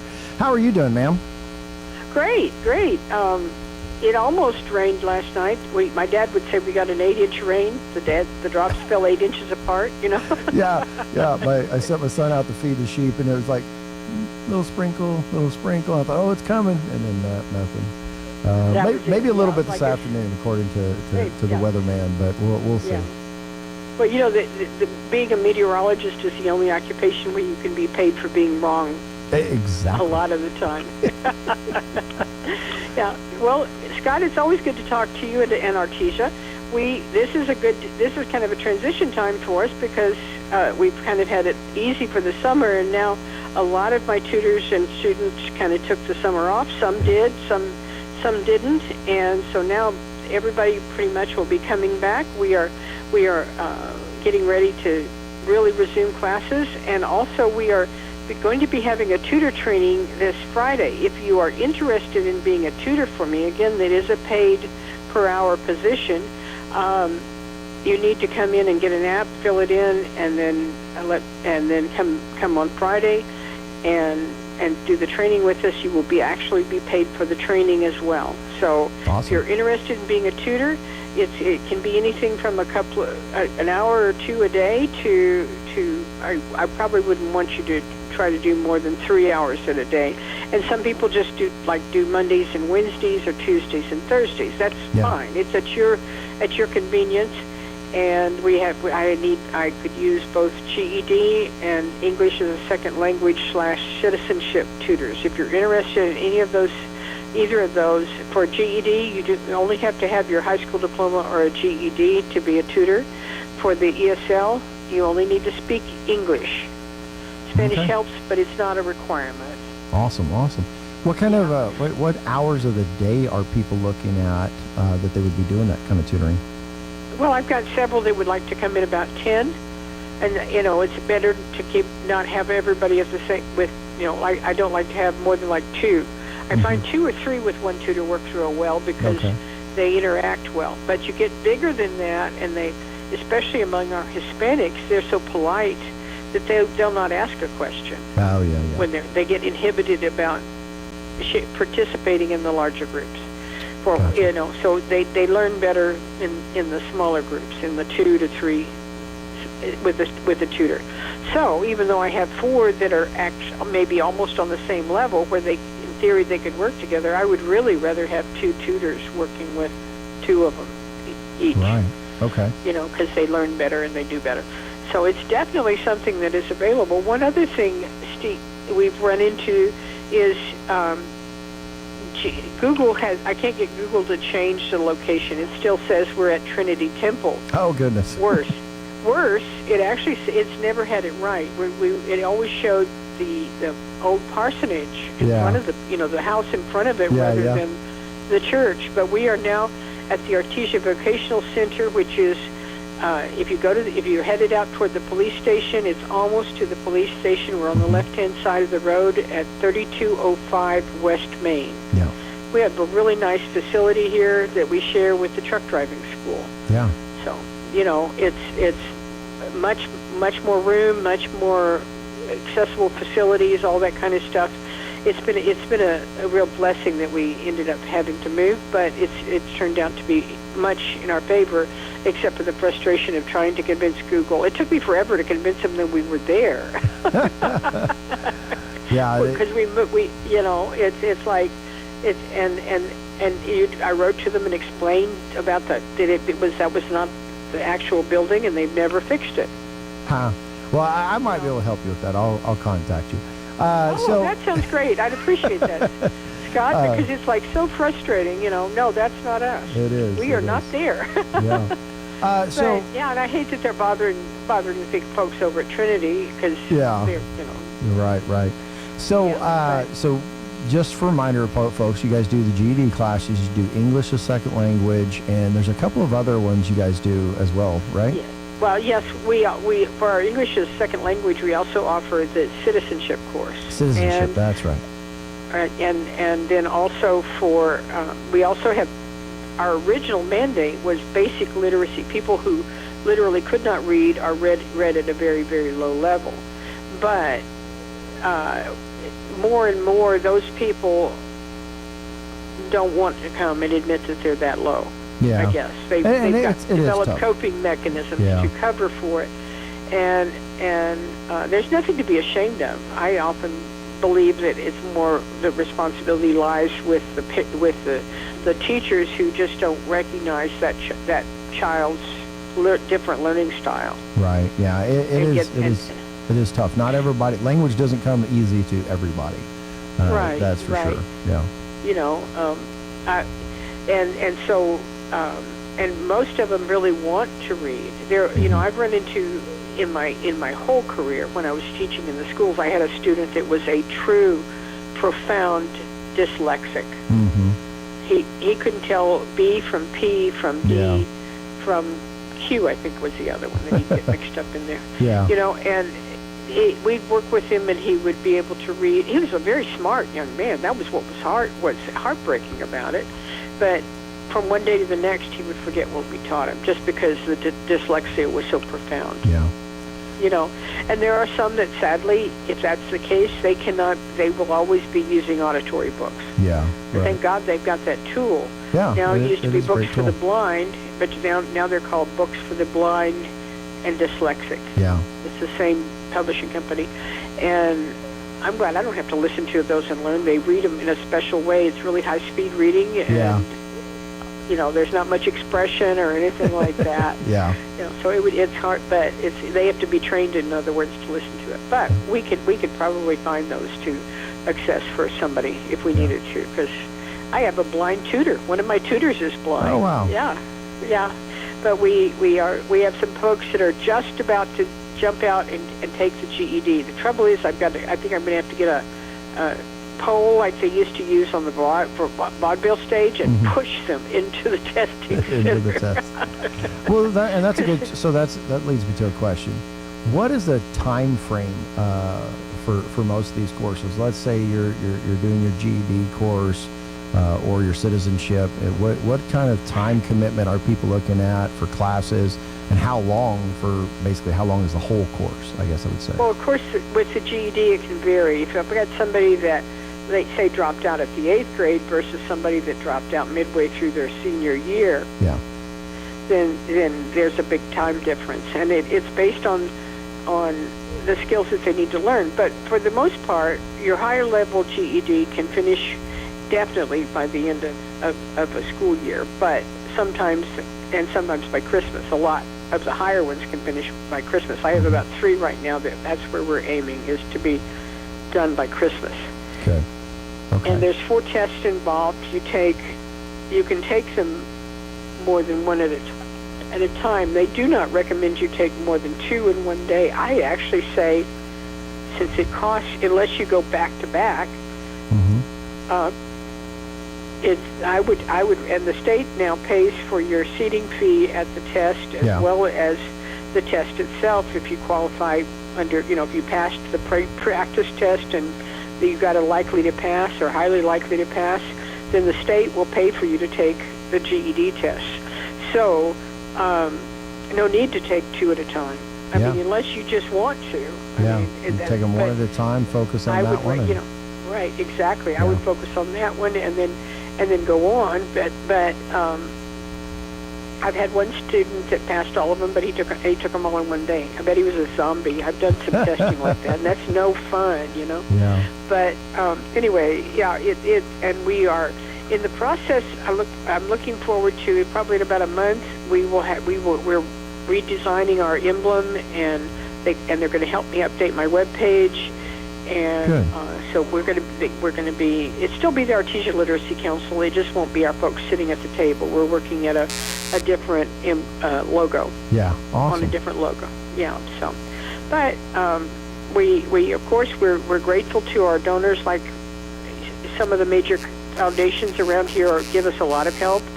PY Foundation's one of our big donors. Chase Foundation, Written in Red. All of those folks have helped us. There's others, and I hope I haven't offended somebody if I forgot you right away, but those have helped us through the year. There's and many others, and through the years. In fact, I never did get my letter out because I didn't have an assistant, but I have an assistant now. There you go, awesome.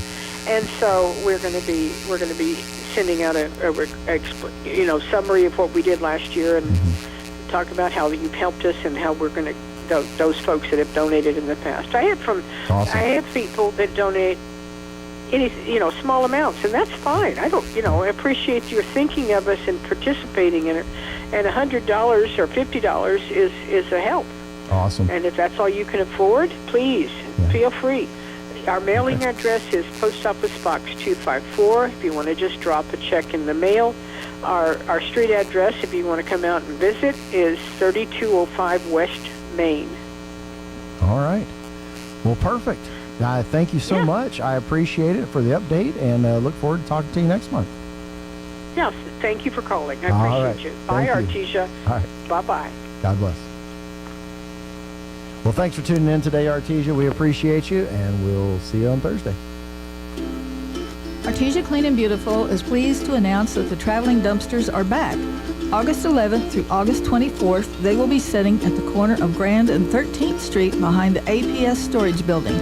Now's the time to clean up that garage, storage, or yard. Trash your trash with Artesia Clean and Beautiful. No hazardous waste or tires. Call 575-513-0143. This message brought to you by H.F. Sinclair Navajo Refining. Did you know Artesia Ford now offers mobile service? That's right, we come to you. From fluid and air filter changes, battery and wiper replacements, low tires to diagnostic scans and software updates, Artesia Ford's mobile service makes light maintenance easy and convenient. Call Stephen Chavarria, your mobile service manager today, 575-746-3578 to schedule your visit. Limited services and distances apply, so don't wait. Get service on the go with Artesia Ford.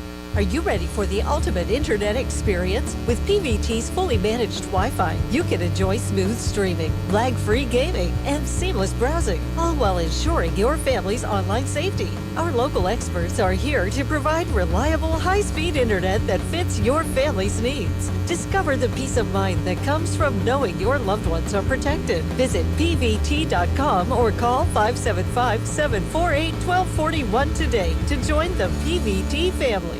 Downtown Artesia is the place to be September 11th through the 13th for 3 nights of music, culture, and community. Thursday kicks off with New Mexico Heritage Night, mariachi, tejano, and local flavor. Friday's all about indie folk vibes. And Saturday, Red Dirt, Black Gold with headliner Cody Canada and The Departed. Gates open at 5, music starts at 6. Plus, interactive vendors, shopping, food, and cold drinks all weekend long. Bring your boots, bring your friends, and experience Artesia like never before. Full schedule at reddirtblackgold.com. A heartfelt thank you to the City of Artesia for making this event possible. Paid for by Artesia Lodgers Tax. Dreaming of your perfect home? Ramona and Roger Kilpatrick at RE/MAX Axiom invite you to discover the joy of making that dream come true. As agents deeply rooted in Artesia and the surrounding area, they bring years of combined experience and a true passion for real estate. Whether you're buying or selling, Ramona and Roger's friendly and approachable nature ensures you feel right at home, making every step of the process enjoyable. Visit RE/MAXNMAxiom.com to see the latest listings or stop by their office in Artesia at 402 West